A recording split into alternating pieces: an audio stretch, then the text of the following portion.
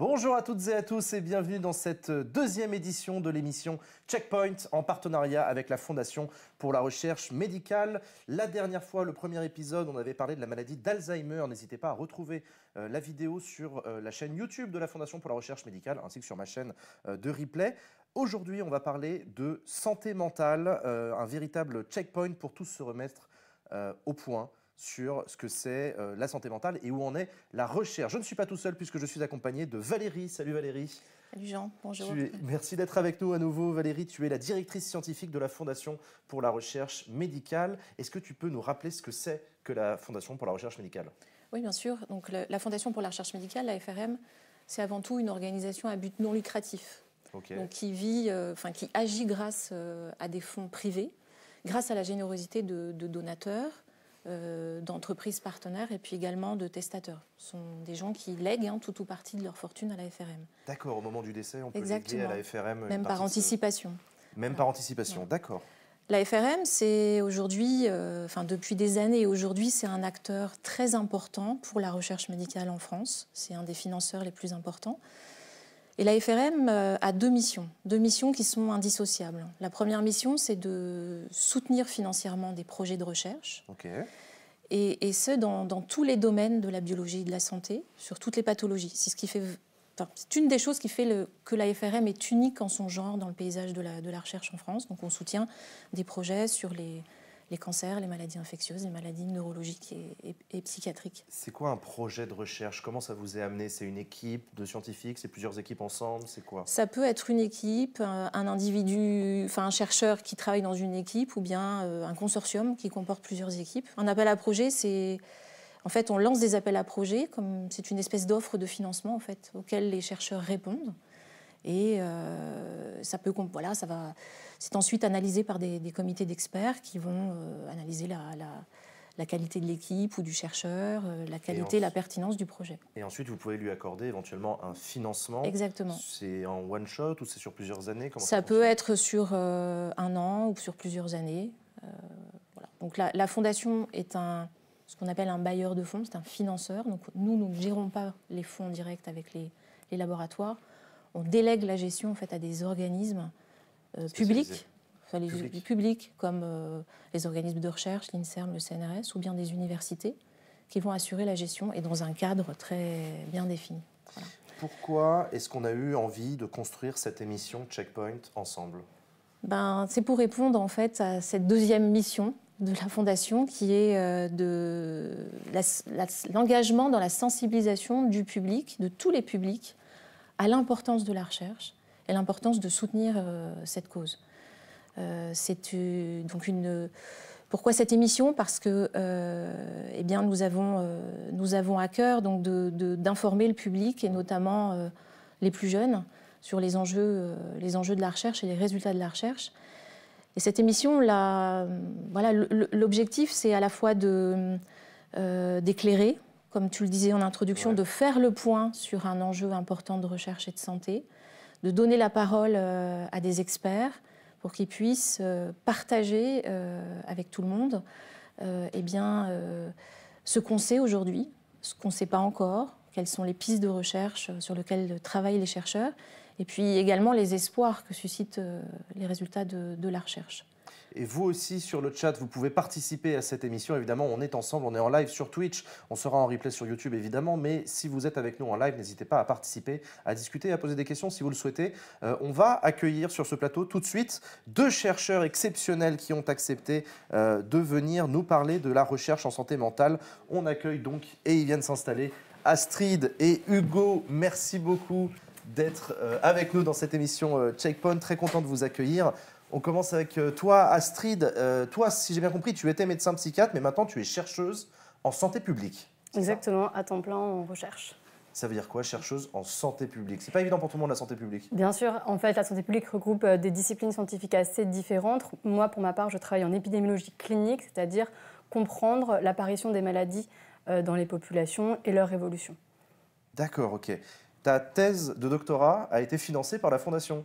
Exactement. Tu nous racontes ? Entre 2017 et 2020, j'ai reçu une bourse de doctorat qui m'a permis de conduire des travaux de recherche pendant 3 ans à temps plein, du coup en suspendant mon activité clinique pendant mon internat, ce qui m'a permis vraiment de dédier tout mon temps à la recherche. Et je travaillais plus spécifiquement sur comment évaluer les traitements de la dépression.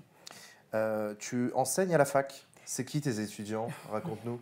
Exactement, j'enseigne à la fac Université Paris-Cité et j'enseigne la santé publique.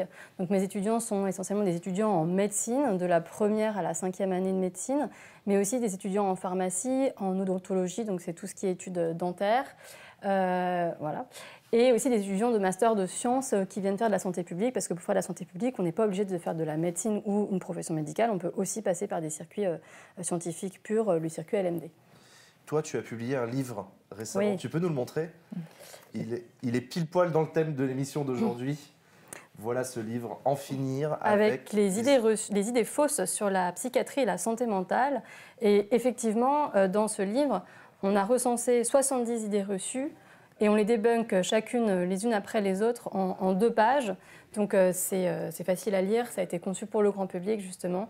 Et surtout, ça apporte des faits précis, des chiffres, et ça permet d'illustrer vraiment les propos et d'avoir du répondant dans les conversations lorsqu'on entend toutes ces idées reçues. On va en parler tout à l'heure, des idées reçues sur la santé mentale. À côté de toi, on est avec Hugo. Salut Hugo. Bonjour tout le monde. Merci d'être avec nous. Hugo, tu es médecin psychiatre à l'hôpital. Toi, tu vois des patients en santé mentale tous les jours.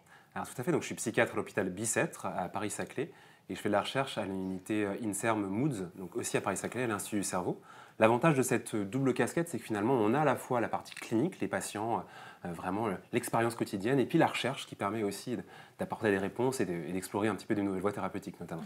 Tu es chercheur en sciences cognitives. Ça veut dire quoi? Alors c'est vraiment l'étude des mécanismes, des processus qui permettent l'émergence de la pensée, si on le dit un peu de façon un peu simplement. Donc par exemple, quand on a des émotions, des croyances, quand on a des comportements, quels sont les mécanismes qui ont amené à ces états mentaux? Et ça, on l'étudie à la fois avec des outils des neurosciences et puis des outils parfois qui sortent un peu des neurosciences, qui viennent de la psychologie, qui se rapprochent aussi beaucoup plus de ce qu'on fait en psychiatrie. D'accord. Toi aussi, tu as publié un livre. Alors, tu as oublié de le prendre avec toi sur le plateau, mais on a aussi à le retrouver. On va vous le diffuser, on va vous montrer tout de suite. C'est quoi ton livre? Donc, c'est Dans le cerveau des mamans qu'on a publié avec le docteur Lucie Joly. Donc, il y a un livre qui explore justement tous les symptômes qui peuvent survenir pendant la grossesse et après la grossesse, et les liens avec la transformation du cerveau maternel qui sont extrêmement importants. Ça fait combien de temps que vous êtes chercheurs tous les deux? Alors tout dépend si on compte à partir du début du doctorat ou pas. Donc moi j'ai commencé mon doctorat en 2017 et je l'ai terminé en 2020 et depuis je me suis jamais arrêtée, j'ai toujours continué à faire de la recherche. Donc ça va faire, si on compte, 4 à 7 ans. D'accord. Et toi? Pareil, 2017-2018 pour les Vous êtes de la même génération tous les deux. Ouais, Qu'est-ce qui oui. vous a donné envie de faire de la recherche? Moi, j'ai toujours voulu faire de la recherche. En fait, depuis le lycée, j'ai d'abord commencé par un parcours à l'École normale supérieure en histoire, en lettres et sciences humaines. Et c'est ensuite, secondairement, que je suis rentrée en médecine parce que j'ai voulu faire des études, enfin des recherches qui puissent être appliquées directement à la santé. Mais j'avais déjà cette fibre recherche et puis je cherchais juste ma discipline dans laquelle pouvoir m'épanouir. Donc après avoir regardé un peu en histoire, je voulais travailler sur l'histoire des troubles psychiques en URSS. Après, je me suis dit que j'allais faire de la sociologie des troubles psychiques en France. Et ensuite, je me suis dit, OK, je vais le faire par le biais de l'épidémiologie, ce qui me permet d'adapter des méthodes issues des sciences humaines et sociales à l'épidémiologie afin de pouvoir transformer concrètement les soins dans un délai à moyen et court terme. Et toi, Hugo? Moi, j'ai voulu être psychiatre très jeune, vers 12 ans à peu près. J'étais fasciné par la psychiatrie, fasciné par l'esprit. Et alors, je me suis beaucoup intéressé au début à la philosophie. J'ai fait d'ailleurs des études de philosophie en parallèle de mes études de médecine pour avoir un peu les aspects complémentaires. Et c'est une curiosité immense qui m'a amené vers la recherche, vraiment envie de comprendre ce qui se passait. Et je pense que ça, c'est le plus important, c'est de garder cette curiosité dans le quotidien de la recherche, qui est un quotidien pas forcément facile. C'est pas toujours c'est assez difficile d'être chercheur. La recherche, c'est galère, ouais. Exigeant. Et donc, c'est vrai que moi, je suis assez mené par ça.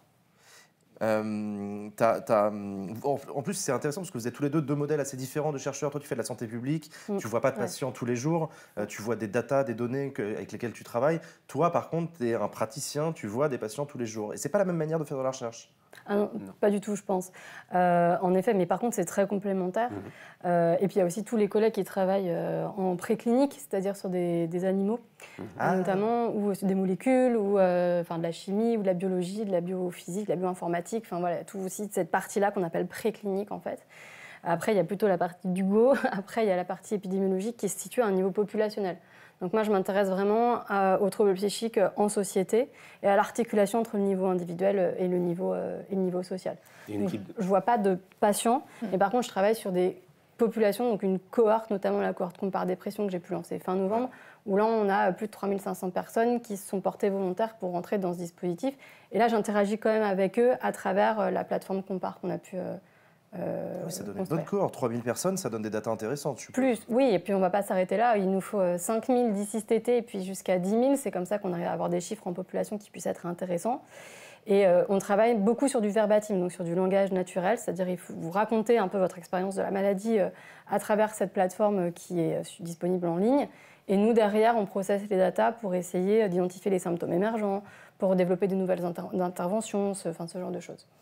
Beaucoup de personnes dans le chat qui nous remercient de faire cette émission pour parler de santé mentale. Ça fait partie des raisons pour lesquelles on a voulu le faire, parce qu'il y a des tabous, parce qu'on en parle peu. Je crois même que c'est la toute première fois qu'on en parle sur Twitch, de santé mentale. Beaucoup de personnes aussi dans le chat qui font part de leurs propres conditions, leurs propres problèmes de santé mentale. Donc soyez les bienvenus, évidemment. Vous allez voir, on va parler de beaucoup de santé mentale. C'est un peu une émission pour ça.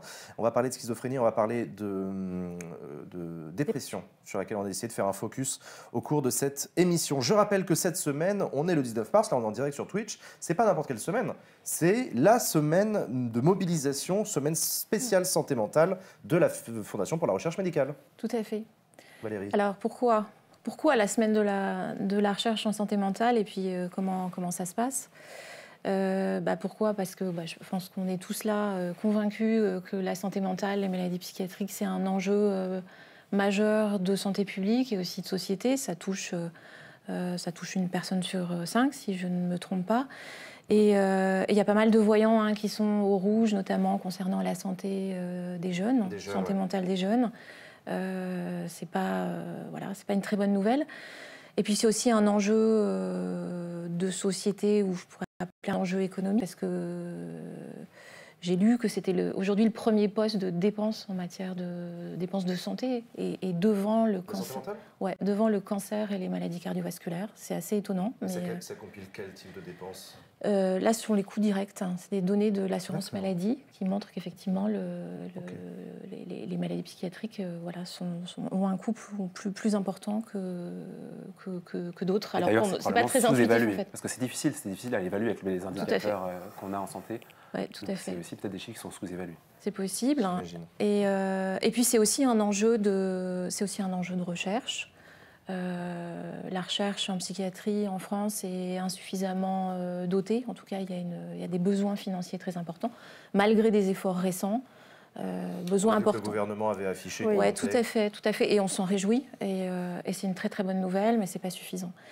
Voilà. Alors pourquoi la FRM se mobilise ? C'est pour toutes ces raisons. C'est la 4e année qu'on organise cette semaine de la recherche en santé mentale pour vraiment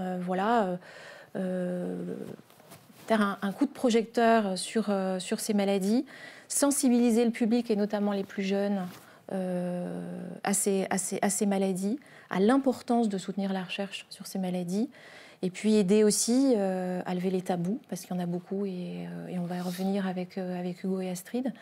Voilà, donc un programme qui se déroule sur toute la semaine. Oui, alors comment ça se passe cette mobilisation ? C'est quoi le programme ? Donc à la fois sur nos réseaux sociaux et notre site internet, des rendez-vous. En fait, l'idée c'est de vraiment de donner la parole à des experts, comme nos deux invités aujourd'hui, chercheurs, médecins, à des patients également, à des personnalités publiques qui vont parler, qui vont pouvoir témoigner. Donc vraiment libérer la parole et éclairer le public et notamment les plus jeunes sur ces questions-là. D'accord. Donc ça a commencé hier par un point sur la schizophrénie, c'était la journée mondiale dédiée à cette pathologie. Aujourd'hui, on fait le point sur la dépression. Demain, mercredi, sur la santé mentale des jeunes, avec Marie L'Orphelin, qui est une animatrice et médecin, je crois, reine de beauté, il me semble l'avoir lu. Exactement. Miss France, exactement, Miss France. Jeudi, en fait, on va parler du burn-out, et Camille Lacour, nageur, médaillé olympique, etc., va à la rencontre d'une équipe de recherche soutenue par la FRM qui travaille sur ce sujet. Et vendredi, on évoquera les addictions. Voilà. Et tout au long de la semaine... Ça fait toute une semaine de mobilisation avec chaque jour sa pathologie particulière. Chaque jour sa pathologie et tous les viewers qui nous suivent aujourd'hui sont vraiment invités à nous suivre, à la fois sur nos réseaux et sur notre site pour relayer notamment toutes ces infos. Il y a Yoko dans le chat qui nous dit « C'est cool de faire intervenir des jeunes chercheurs. C'est malheureux, mais même chez les professionnels, les générations précédentes ont beaucoup de préjugés sur la santé mentale. » Vous l'avez vu ça, des vieux médecins qui sont un peu craignos. C'est pas des vieux cheveux blancs qui sont un peu gênants quand ils parlent de santé mentale. C'est un sujet, la stigmatisation des troubles psychiques, au sein de la profession des psychiatres, mais aussi au sein des autres professionnels de santé. Donc c'est un sujet qui est aussi un peu délicat à aborder au sein de la profession, mais beaucoup de gens sont quand même au courant que ça existe. Il y avait des études qui avaient été faites, y compris en France, sur les préjugés des psychiatres sur les patients qui soignent eux-mêmes. Et dans les autres disciplines, on le voit, nos patients nous témoignent, quand j'étais encore en clinique, que souvent ils n'osent pas dire leurs antécédents ou ils ont peur d'être discriminés après sur le fait de pouvoir être vus en consultation, etc. Donc oui, il y a effectivement un effet de stigmatisation qui est un effet social auquel on n'échappe pas en tant que pan de notre culture entière. Donc ça n'épargne pas les médecins et non plus les profs d'université et non plus les chercheurs probablement. Okay. On va rentrer dans le dur, dans le vif du sujet. On va parler de santé mentale. De quoi on parle quand on utilise le mot santé mentale? Ça recouvre quoi, Hugo? C'est un mot très large finalement et c'est un peu fourre-tout parfois. On a du mal à définir ce que c'est. Vous avez toute l'idée un peu de l'OMS, du bien-être, quelque chose qui est très large, qui n'est pas forcément médical. Du côté psychiatrique, nous quand même, on essaye de revenir à quelque chose d'un peu plus médical avec des critères un peu définis, qui sont un peu précis. Mais il faut savoir les transgresser aussi. Il ne faut pas rester uniquement dans les classifications qu'on a en psychiatrie, un trouble, des critères, des symptômes particuliers. Et on va de façon un peu plus large parler aussi du bien-être du patient, de son fonctionnement social, de la façon dont il est dans sa famille, dans sa vie de couple. Donc il va construire un peu son histoire, son récit de vie. Donc moi, je ferais quelque chose d'assez large pour la santé mentale, qui ne recoupe pas tous les éléments de la société, mais qui ne soit quand même pas limité à ce qu'on peut imaginer d'un point de vue médical. D'accord. Astrid, si je te demande de définir la santé mentale. Oui, alors déjà, c'est un concept effectivement qui est ancien, contrairement à ce qu'on peut croire.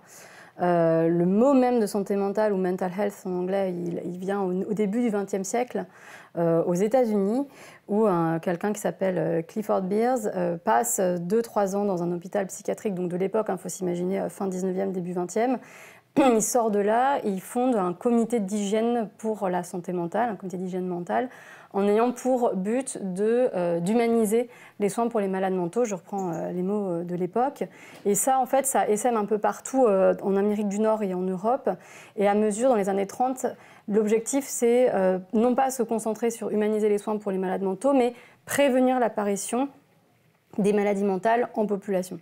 Donc c'est là où on passe effectivement de la perspective médicale, qui est de traiter des problèmes déjà existants, donc des troubles psychiques, à prévenir l'apparition de ces troubles. Et ça, c'est plus aussi une perspective de santé publique, donc de réfléchir qu'est-ce qui fait que telle pathologie va émerger chez tel type d'individu à tel moment. Donc voilà, la santé mentale, pour reprendre, ça englobe à la fois les troubles déjà constitués, à la fois les troubles émergents qu'on peut prévenir, mais aussi, ça c'est le grand mouvement de la santé qu'opère l'Organisation mondiale de la santé après la Seconde Guerre mondiale, c'est-à-dire une définition en termes de bien-être. Donc ce n'est pas seulement une définition négative, l'absence de maladie, mais positive, le bien-être, étant donné qu'il y a une définition qui est donnée, on peut toujours la discuter, c'est la capacité d'un individu à se réaliser, à faire un travail productif qui lui plaît, à avoir une contribution significative dans sa communauté. Donc voilà, ce bien-être, il est opérationnalisé comme ça. Et la notion de santé mentale, elle s'affine entre 2004 et 2013 pour l'OMS aussi, en décrivant ces modalités-là de l'épanouissement individuel. Qu'est-ce que ça veut dire et comment après on se donne les moyens socialement et politiquement pour permettre cela. Oui, ça, c'est permis aussi parce qu'en psychiatrie, on n'a pas encore de signature d'empreinte neurologique organique. Grande particularité. On ne peut pas faire une prise de sang avec le résultat, vous êtes bipolaire. D'une certaine façon, heureusement, parce que ça permet aussi une certaine richesse dans l'interaction avec le patient et dans le diagnostic. Et on en souffre aussi parce que parfois on manque de marqueurs, de ces biomarqueurs que les autres spécialités, là où par exemple, quand vous êtes endocrinologue, quand vous êtes hépatologue, vous avez des biomarqueurs comme ça. Nous, on n'a pas ça. C'est pour ça qu'on ne parle pas de maladie psychiatrique. D'ailleurs, il n'y a pas de maladie psychiatrique. On parle de troubles psychiatriques hétérogènes, avec plein de causes possibles, et parfois des symptomatologies qui sont très différentes pour un même trouble. On parlera de la dépression tout à l'heure. Oui, on va parler de la dépression, mais parlons des autres aussi. C'est quoi les principaux troubles les plus connus? Si vous deviez faire un inventaire à la Prévert rapide des principaux troubles, ce serait quoi, Hugo? Alors déjà, on peut distinguer un peu des grandes familles de troubles. On a plutôt les troubles qu'on dit psychotiques, qui vont être associés notamment à la schizophrénie, qui est la plus célèbre, qui est un pourvoyeur de handicap très majeur, notamment à cause du côté négatif que peut avoir la schizophrénie, où elle enlève progressivement la capacité à faire des actions, à prendre du plaisir dans le monde. On a des troubles psychotiques un peu différents de la schizophrénie, vraiment les troubles délirants persistants. Et on a des troubles un peu entre les deux qu'on appelle les troubles schizoaffectifs, pour lesquels on a aussi des épisodes de dépression, des épisodes de manie, des moments qui ressemblent un peu à la bipolarité. Deuxième grande catégorie, ce qu'on appelle les troubles de l'humeur, dans lesquels on retrouve la dépression, avec donc les troubles unipolaires, la dépression résistante, dépression récurrente. Il y a plein de formes de dépression, on en parlera tout à l'heure. On en parlera. Et le trouble bipolaire, qui est le plus célèbre aussi des troubles de l'humeur, pour lequel on a une fluctuation comme ça, une instabilité de nos états d'humeur, avec des moments où on a une humeur qui est plutôt haute, une hyperthymie, ou une humeur plutôt basse, une hypothymie. En dehors de ces deux grandes catégories, après il y a plein d'autres catégories qui existent, les troubles anxieux, qui sont très présents dans la population, on en parle trop peu, qui sont souvent comorbides d'ailleurs des autres troubles, mais qui sont aussi assez handicapants. Les troubles obsessionnels compulsifs, qui ne sont pas tout à fait des troubles anxieux, mais qui sont proches, les troubles du comportement alimentaire, les troubles du neurodéveloppement, les troubles de l'usage des substances, Ou addiction, ouais. Ou addiction. Les gens connaissent ça plutôt sous le thème d'addiction. Est-ce que ça veut dire que c'est une autre façon de classifier C'est une façon là qui est un peu plus clinique, celle que je viens de vous présenter là. Oui, c'est une façon même très historique. Enfin, je veux dire, c'est quelque chose de très stable dans l'histoire, cette façon-là de classifier. En tout cas, dans toutes les classifications depuis après la Seconde Guerre mondiale, c'est un peu comme ça qu'on les conçoit. Et actuellement, les deux classifications qui s'imposent en psychiatrie et en santé publique, c'est à la fois la classification internationale des maladies, qui regroupe ces troubles psychiques, mais aussi l'ensemble des autres pathologies, et qui est utilisée en France, par exemple, pour coder les maladies dans les hôpitaux, et le DSM, le Diagnostic Statistical Manual, dont vous avez souvent entendu parler, ça fait régulièrement polémique en France, qui est la classification d'experts américaine, plutôt. Mais globalement, c'est très superposable entre la CIM 11 et le DSM 5. Alors, sachant qu'une fois qu'on a dit tout ça, l'un des objectifs de la psychiatrie et de la recherche contemporaine, c'est justement d'essayer de déconstruire un peu ces catégories, qui parfois sont un peu rigides, et pour lesquelles on a des chevauchements, notamment au niveau génétique, au niveau cérébral, et on se rend compte qu'il y a des choses qui sont semblables parfois entre les troubles, avec une expression des symptômes qui est un peu différente. Combien de personnes en France sont concernées par des troubles de santé mentale? C'est plutôt de 18%.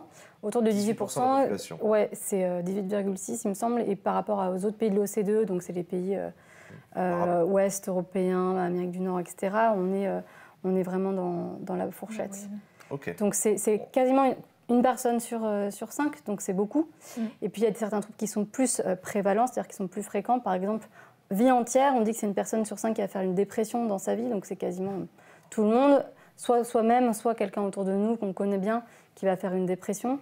Et après, il y a les addictions aussi qui sont ou troubles des usages des substances ou pratiques addictives qui sont aussi assez importantes en termes de prévalence. Est-ce qu'il y a un âge particulier où on est plus concerné par les troubles de santé mentale? Alors ça dépend bien sûr des troubles, c'est très variable selon les troubles, mais il y a quand même, on sait qu'il y a des périodes, alors ça dépend aussi du genre, du sexe, mais il y a des périodes qui sont particulièrement à risque, donc la période d'adolescence, fin de l'adolescence, début de l'âge adulte, période vraiment à risque pour tout le monde. Il y a des périodes qui sont plus à risque aussi pour les femmes, par exemple on sait que début de l'adolescence, première grossesse, ménopause, qui peuvent être des périodes un peu à risque pour les femmes, et pour les hommes on est plutôt autour de entre 20 et 25 ans pour les troubles les plus présents. Et départ à la retraite. Tu parlais tout à l'heure, Hugo, de l'absence de biomarqueurs pour certifier la présence d'une maladie. Combien de temps on met en moyenne à déceler un trouble? Alors pareil, ça dépend beaucoup du trouble. On a des retards diagnostiques sur certains troubles psychiatriques qui sont extrêmement importants. Pour la bipolarité, le trouble bipolaire, on était à un retard diagnostique d'environ 10 ans. 10 ans, qui a tendance à raccourcir un petit peu grâce justement... Il se trouve que je suis concerné par cette maladie-là et c'est exactement 10 ans qu'il m'a fallu pour avoir un diagnostic. En général, c'est ce qu'on retrouve. C'est quelque chose avec souvent parfois des traitements qui ont été mis, antidépresseurs, des choses qui peuvent même après perturber l'évolution, voire aggraver l'évolution du trouble. Pareil pour la schizophrénie, parfois on a des adolescents notamment qui vont avoir des symptômes très négatifs, une tristesse, un vide intérieur qui va commencer. On va les traiter en disant c'est de la dépression et en fait on va se rendre compte de nombreuses années après que c'est une forme très chronique, très un peu insidieuse de schizophrénie qui s'est installée. On a la même chose avec le TDAH, donc trouble déficit attention hyperactivité, et les troubles du spectre autistique aussi, notamment chez les femmes, où le retard diagnostique, je n'ai pas le chiffre exact, mais est beaucoup plus important que chez les hommes. Donc il y a aussi des écarts, parce qu'en fait la présentation de certains troubles peut être assez genrée du fait que les troubles psychiques s'expriment par des troubles de modification du discours, des émotions et de la pensée, et ça c'est quand même assez façonné culturellement, on est socialisé en fait à nos pensées, à nos émotions, etc. Et donc en fait, on va avoir des présentations cliniques différentes aussi en fonction du genre, des générations auxquelles on appartient. On ne va pas forcément délirer sur les mêmes choses, par exemple, de la culture de laquelle on vient aussi, et ça c'est un peu l'objet de la psychiatrie transculturelle, par exemple, de s'intéresser à ça. Donc c'est pour ça aussi que tout à l'heure, quand Hugo disait que les classifications, c'est une sorte de gros repère, mais qu'elles sont faites pour être discutées comme tout en science, c'est parce qu'en fait, peut-être qu'il y a aussi des biais de genre ou d'autres types de biais dans les symptômes qui sont mis en avant pour définir ces maladies. Il y a des formes de dépression au féminin, par exemple. La schizophrénie au féminin aussi qu'on peut retrouver. On parle de troubles depuis tout à l'heure. Notre discussion est un peu désincarnée. Je vous propose qu'on regarde le témoignage d'une personne concernée. On a une vidéo d'un patient qui s'appelle Quentin et qui témoigne de sa schizophrénie. On regarde et on en parle juste après. La schizophrénie, aujourd'hui, ça stabilise, mais on n'en guérit pas. Donc il faut tout casser. Mais quand on casse tout, il faut tout reconstruire.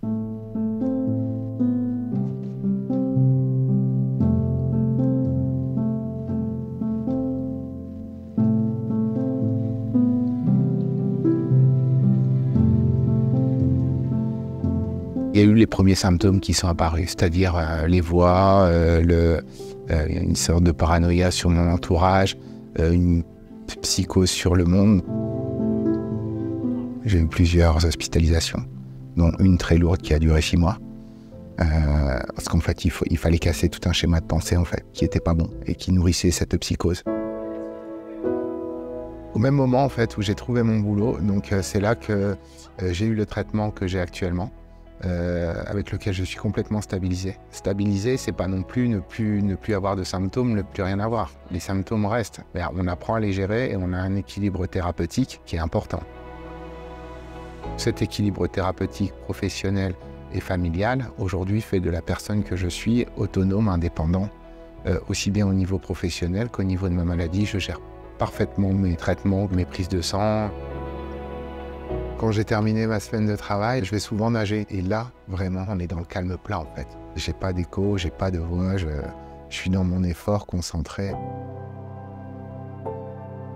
C'est important la recherche autour de cette pathologie pour trouver un traitement qui serait un peu plus affiné pour pouvoir justement créer ce silence aussi autour de soi. Parce que ces mots, ces violences des fois qui nous reviennent, des fois c'est très difficile. Et peut-être que justement, essayer de calmer cette pensée et d'essayer de la contenir et de l'intérioriser sans qu'elle puisse donner écho d'elle-même, je pense que c'est quelque chose qui peut aider les gens.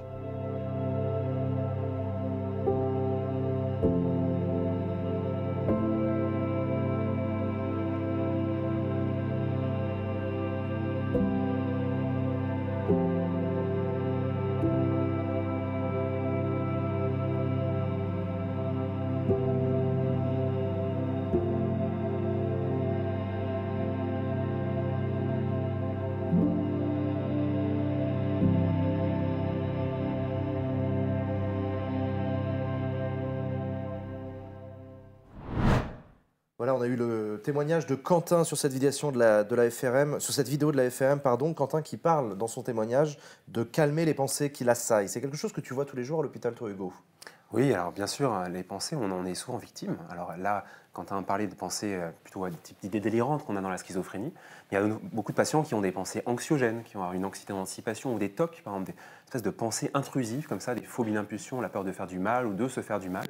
Donc bien sûr, c'est très compliqué de contrôler ces pensées. Et l'un des objectifs des psychiatres, c'est d'essayer aussi d'aider un peu via la psychothérapie, on parle beaucoup de pharmacologie, mais via la psychothérapie à moduler un petit peu ces phénomènes de pensée. Donc ça, c'est un des objectifs cliniques qu'on retrouve qui est un peu transdiagnostique. C'est-à-dire dans tous les troubles, on a cet objectif clinique. Un bon psychiatre, c'est aussi un bon psychothérapeute. Quelqu'un qui sait amener le patient sur ce chemin un peu de modulation de la pensée. C'est quoi la schizophrénie? C'est quoi cette maladie? Alors schizophrénie, c'est un terme, c'est un trouble qui est très complexe. D'ailleurs, on parle aujourd'hui plutôt de trouble de spectre schizophrénique parce qu'il y a plusieurs modalités, il y a plusieurs types de symptômes, types d'expressions. La forme la plus classique, un peu prototypique, ça va débuter plutôt chez un sujet jeune, fin de l'adolescence, début de l'âge adulte, avec plutôt un sexe ratio masculin, c'est aussi présent chez les femmes, mais plutôt masculin.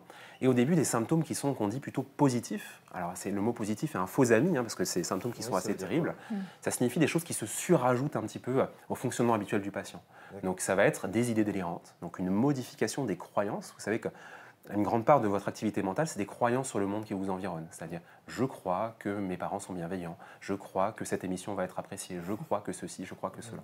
Et en fait, ces mécanismes-là de génération des croyances vont être un peu modifiés. Il y a des croyances un peu étranges qui vont émerger, avec au début un sentiment un peu d'étrangeté du monde extérieur, qui va être expliqué progressivement par des croyances de plus en plus délirantes, pour lesquelles le sujet a une plus en plus grande conviction. En plus de ce phénomène-là, on peut avoir des hallucinations qui, cette fois-ci, sont une perturbation de la perception.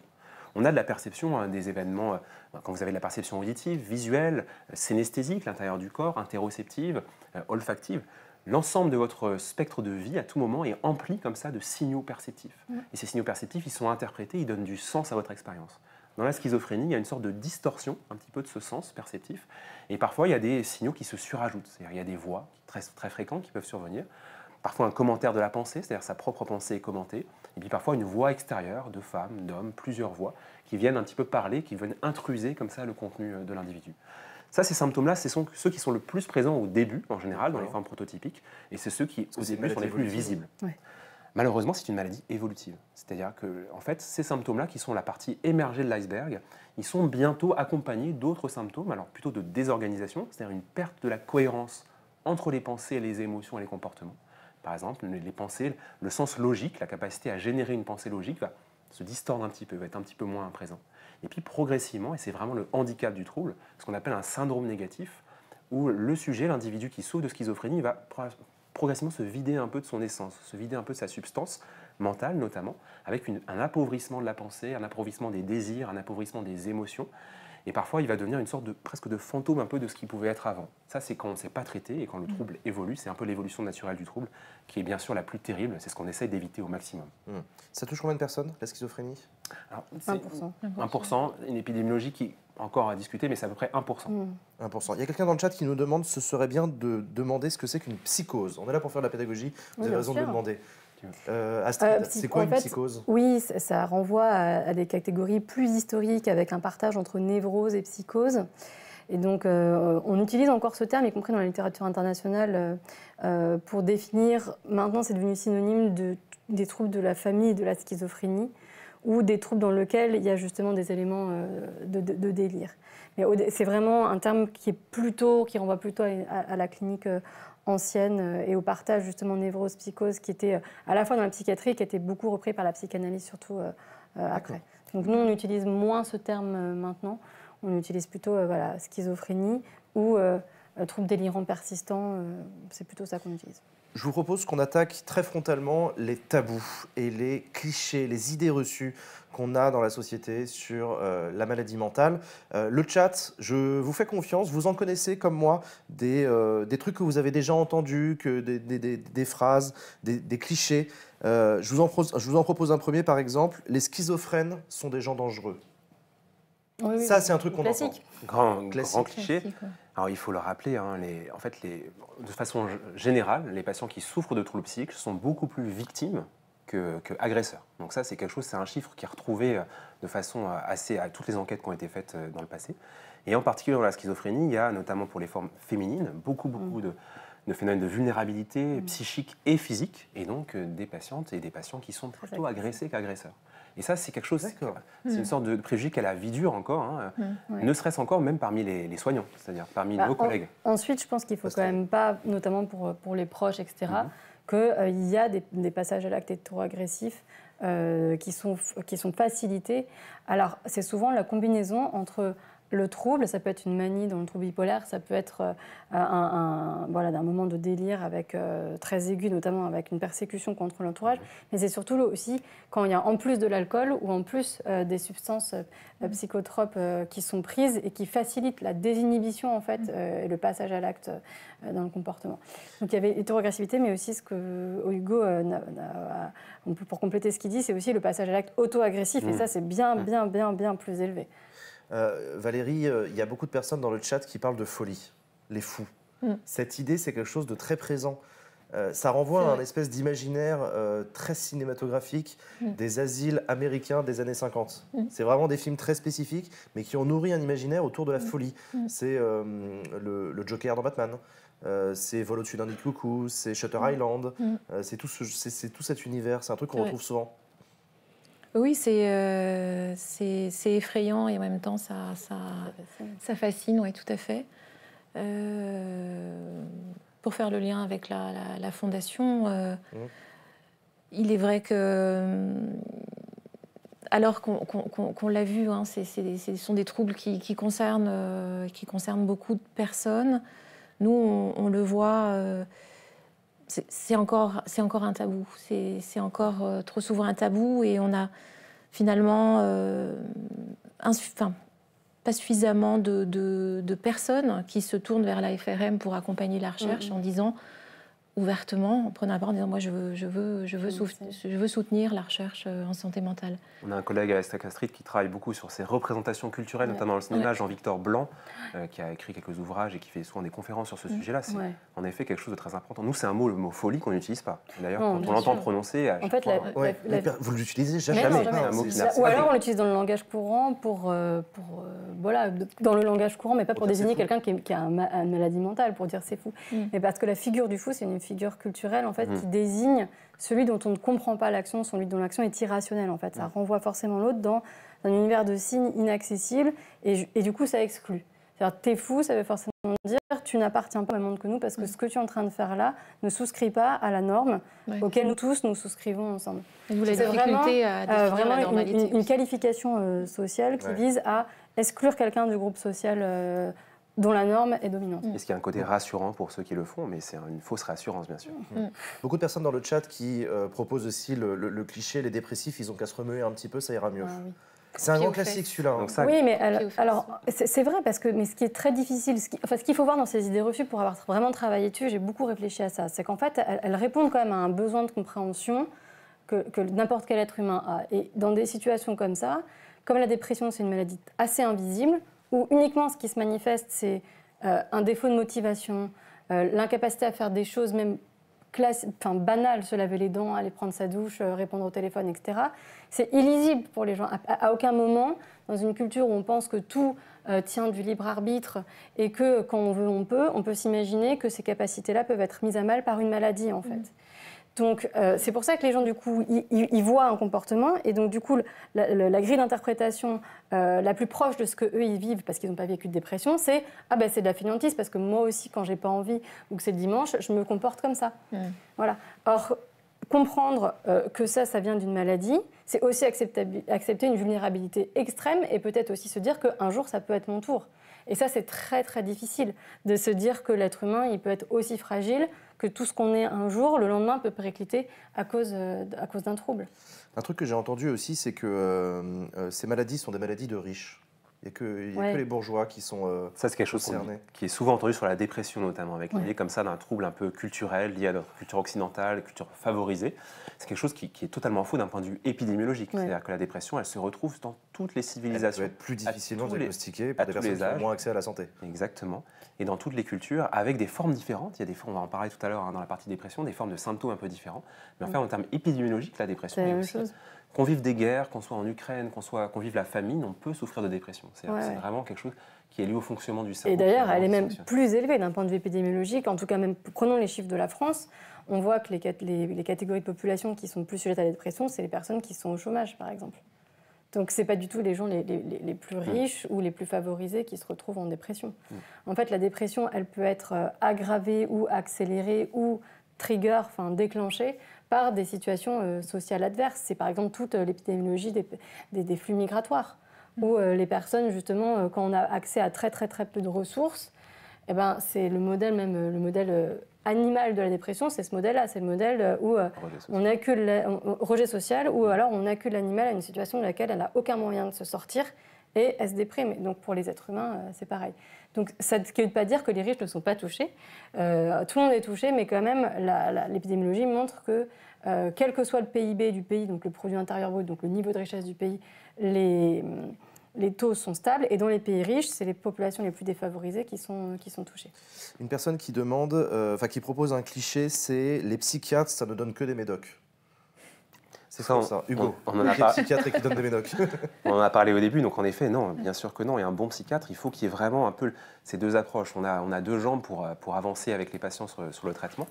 Et dans beaucoup de troubles, notamment, ce qui est recommandé, c'est de mettre les deux. Je parle du TOC, par exemple, on en parlait tout à l'heure. La bonne recommandation dans le TOC, c'est d'avoir à la fois des traitements antidépresseurs, plutôt à forte dose d'ailleurs, et puis une psychothérapie d'exposition qui soit associée. Quand on met les deux ensemble, il y a une synchronie, c'est quelque chose qui marche beaucoup mieux et c'est synergique pour l'efficacité thérapeutique. Si je peux ajouter quelque chose là-dessus, en fait, les mêmes gens peuvent dire, quand ils sortent de chez le médecin généraliste, ils disent « Ah, j'y suis allé pour rien, il ne m'a pas donné de médoc ». Moi, je trouve que ce que ça interroge au fond, c'est qu'est-ce qu'on attend de la psychiatrie versus du reste de la médecine. Donc pour le reste de la médecine, il faut qu'on prescrive des médicaments, et quand un psychiatre prescrit des médicaments, c'est pas bien. Donc moi je pense qu'il faut absolument être décomplexé quand on est psychiatre et qu'on prescrit un médicament. Si on le fait, c'est parce qu'on pense que ça rend service à ce patient-là à tel moment par rapport aux données scientifiques qui existent sur le bénéfice et les possibles effets indésirables de tel traitement. Mais il ne faut surtout pas essayer de faire, pas plus que dans le reste de la médecine, il faut se justifier en tant que psychiatre quand on prescrit un médicament. Il faut juste qu'on soit raccord avec les données de la science, les recommandations, et qu'on ait considéré toutes les autres options. Et Hugo parlait de 2 piliers, mais en fait, il y en a beaucoup plus, puisqu'il y a effectivement la vaste ensemble de psychothérapie, il y en a beaucoup, mais il y a aussi toutes les techniques de neurostimulation, il va y avoir la réhabilitation par le sport, etc., etc. Donc en fait, on dispose d'un arsenal thérapeutique qui est très vaste, auquel, en tant que psychiatre, on est formé de façon hétérogène, on va dire, parce qu'on a évidemment, on axe la formation sur le médicament. Pourquoi ? Parce que le médicament, c'est la chose qui, si c'est le plus mal conduit, ça peut le faire le plus de mal. Donc c'est normal qu'en tant que psychiatre, on soit extrêmement bien formé à la prescription médicamenteuse. C'est encore ça qu'on attend de tous les médecins.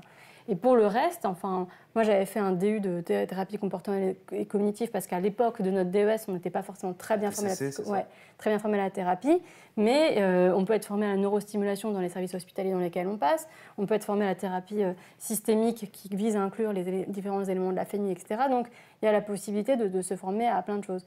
Donc pour revenir, encore une fois, à chaque fois, focaliser la question de la psychiatrie sur l'usage des psychotropes, à mon avis, c'est une stratégie de beaucoup de gens pour mettre sur un sujet qui fâche et éviter de parler des vrais problèmes. D'un point de vue recherche, c'est important aussi, les psychotropes, ils n'ont pas de valeur en soi. C'est-à-dire qu'ils vont changer quelque chose, parfois le cerveau un peu plus flexible, notamment en termes de plasticité, et c'est l'environnement, c'est ce qu'on va faire autour qui va permettre après les changements thérapeutiques. Pour les antidépresseurs, c'est quelque chose qui a vraiment été démontré. C'est-à-dire l'antidépresseur en soi, vous prenez un antidépresseur, vous restez dans une pièce sombre pendant un mois, il ne va pas avoir d'efficacité thérapeutique.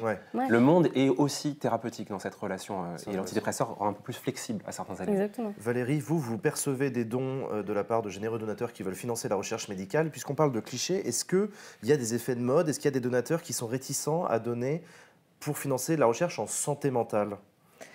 Réticents, je ne sais pas, mais c'est vrai que ça ne se bouscule pas. Et que les grandes causes qui recueillent le plus de dons et de mobilisation, c'est le cancer, c'est Alzheimer. Mais on a quand même soit des particuliers, soit des entreprises partenaires qui souhaitent s'engager à nos côtés sur la question de la santé mentale. Et c'est une excellente nouvelle. Il faut vraiment encourager tout le monde à se mobiliser sur cette question. Peut-être que parfois la santé mentale, comme c'est quelque chose qui est très large justement, et qu'on a l'impression notamment que la dépression c'est un trouble presque anodin, parfois faussement dans la population. C'est vrai que c'est pas une vraie maladie. On souffre un peu de cette vision-là, peut-être par rapport à d'autres troubles qui sont plus spectaculaires en termes de symptômes. Et pourtant, la dépression en termes de morbidité, c'est vraiment ce qui va être le plus délétère pour de nombreuses personnes. Tout à l'heure, Hugo et Astrid, vous parliez de l'importance de l'environnement autour du patient pour l'accompagner dans son parcours de soins. Il y a quelque chose de très important en santé mentale, ce sont les proches, ce sont les entourages des malades. Je vous propose qu'on écoute un témoignage, c'est le témoignage de Flore, qui est la sœur de Quentin. Tout à l'heure, vous aviez vu Quentin qui est sujet à la schizophrénie, et bien là, on va entendre sa sœur qui va parler de son rôle d'aidante. On l'écoute. La schizophrénie ne se soigne pas, et il vit avec.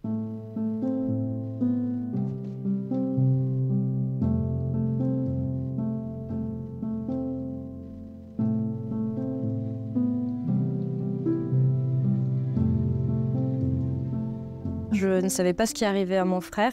Moi qui l'ai connu, facile, solaire, heureux de vivre, là j'ai vu ce mal-être qu'il y avait chez lui. Il s'est renfermé sur lui, donc il entendait ses voix. Il a eu des moments vraiment compliqués que moi, de mon jeune âge, je n'arrivais pas à identifier évidemment. Grâce à sa volonté, parce que c'est un battant, et au fait d'être bien entouré, il a réussi à parler de ses symptômes, ce qui n'est pas évident. Et grâce à ça, il a réussi à accepter sa maladie, à accepter le fait qu'il lui fallait un traitement, à pas lâcher la vie, à s'y tenir. C'est un courageux, il a toujours travaillé. Ça aussi, je pense que ça l'a sauvé. La schizophrénie ne se soigne pas. Les symptômes sont toujours là, il a toujours des voix, et il vit avec. On a tendance peut-être à oublier un peu. Lui, il n'oublie pas. C'est un très beau parcours qu'il a fait et qu'il fait tous les jours. Je suis très fière de mon frère, très émue et très fière qu'il en parle, d'en parler avec lui, qu'il fasse cet effort pour tous ceux qui peut-être ont cette maladie en eux et n'osent pas en parler. Il faut en parler, il faut oser se soigner et c'est très important.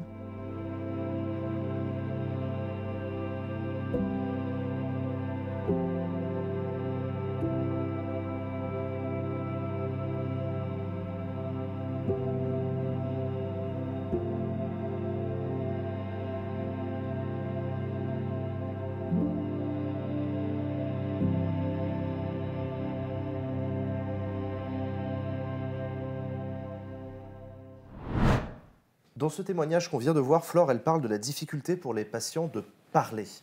Venir vider son sac, venir en rendez-vous avec un psychiatre, c'est quelque chose que vous constatez, vous, sur le terrain, cette difficulté à parler? Il y a une stigmatisation sociale toujours des patients et des psychiatres aussi. On a peur. On a souvent l'image d'un vieux psychiatre dans son bureau poussiéreux avec une veste en velours qui va recevoir le patient comme ça et se taire et attendre un petit peu avant et ne pas parler pendant toute la consultation. Donc, bien sûr, on essaye tous d'être le plus accueillant possible et d'accueillir cette parole. Je pense que c'est important justement d'avoir cette dimension d'ouverture à la fois théorique, c'est-à-dire dans les formations des psychiatres, on est assez ouvert sur des choses assez anciennes, la psychanalyse notamment, mais des choses aussi nouvelles. On est nourri un peu par les nouvelles théories. La psychanalyse, j'ai vu qu'il y a des gens qui en parlaient dans le chat et qui n'ont pas un bon regard dessus. Alors, elle a mauvaise presse aussi. Alors, il y a eu toute une histoire, tu pourras en parler si tu veux après aussi, mais en termes cliniques, elle peut être utile pour certaines choses. Il ne faut pas l'avoir comme cadre théorique unique. Ce qui est dangereux toujours, c'est quand on est dogmatique sur une théorie, sur une approche. C'est ce qui est reproché aux psychanalystes. Voilà, il faut plutôt avoir tiré un petit peu des choses qui sont intéressantes, notamment dans les entretiens. On peut utiliser des éléments un peu psychanalytiques, parfois dans l'espace de la parole, le silence qu'on peut mettre, commencer un entretien en disant « je vous écoute », par exemple, quelque chose d'assez simple. Pas rentrer tout de suite comme un médecin, alors dites-moi pourquoi vous venez, ceci, cela, quel âge vous avez. Ça peut être des outils cliniques intéressants. Ce qui est embêtant, c'est quand c'est trop théorique et quand ce dogmatisme vient un petit peu parfois mettre sous silence le reste de la pensée. Astrid, la psychanalyse, c'est quelque chose que tu regardes comment? Alors moi, j'avais découvert la psychanalyse dans mes études, mais par le prisme de la philosophie. Donc j'ai toujours eu un regard et une approche critique en fait des textes de psychanalystes et surtout historisés, puisque la plupart des textes ont été écrits maintenant. Il y a un recul historique d'un siècle, 50 ans, etc. Voilà. Oui, mais Lacan, c'était il y a moins d'un siècle encore. Mais voilà. Donc, non, parce qu'il y a quand même plusieurs psychanalystes. Il n'y a pas une seule psychanalyse non plus. Ils ne sont pas tous d'accord entre eux. Voilà. Donc j'ai ce regard un peu historique. Je suis d'accord avec Hugo de dire qu'en fait, on est comme des héritiers d'une certaine forme de pratique et qu'il faut être pragmatique et qu'il y a des choses qui ont été développées, même de façon très informelle ou peu formalisée, et qui sont utiles. Après, moi, c'est clair que je me place dans le domaine de la médecine fondée sur les preuves, donc evidence-based medicine, qui est un courant d'épidémiologie clinique qui vient du monde anglo-saxon à partir des années 70 et qui dit en médecine, il y a eu trop d'histoires d'horreur, pas que en psychiatrie, où on pensait que l'enfer est pavé de bonnes intentions, en fait. On pensait que tel traitement guérissait les gens, c'est toute l'histoire de la saignée pendant des siècles. On a accéléré leur décès. Donc, assez convaincue du fait que l'enfer est pavé de bonnes intentions, je me suis tournée vers cette discipline-là. Et l'idée, c'est de faire la preuve que ce qu'on fait ramène un bénéfice pour les patients. Preuve scientifique. Preuve scientifique. Ou du moins, on utilise la science comme dispositif d'objectivation d'un effet bénéfique et des effets indésirables. Parce que c'est pareil, il y a plein de gens qui vont dire « j'ai eu tel effet indésirable, c'est dû à tel médicament ». Encore faut-il faire la preuve et le lien entre ce qui s'est passé à tel moment et effectivement l'usage de telle ou telle molécule. Voilà. Et ça c'est très dur et très coûteux. Et la recherche aussi, c'est pas seulement faire de la recherche sur des souris, la recherche en psychologie, etc., mais c'est aussi inventer ces dispositifs de preuve pour pouvoir derrière certifier quand nous, en médecin, on va prescrire aux gens, on va dire, voilà, ce médicament, en moyenne, il montre un bénéfice chez 40% des patients.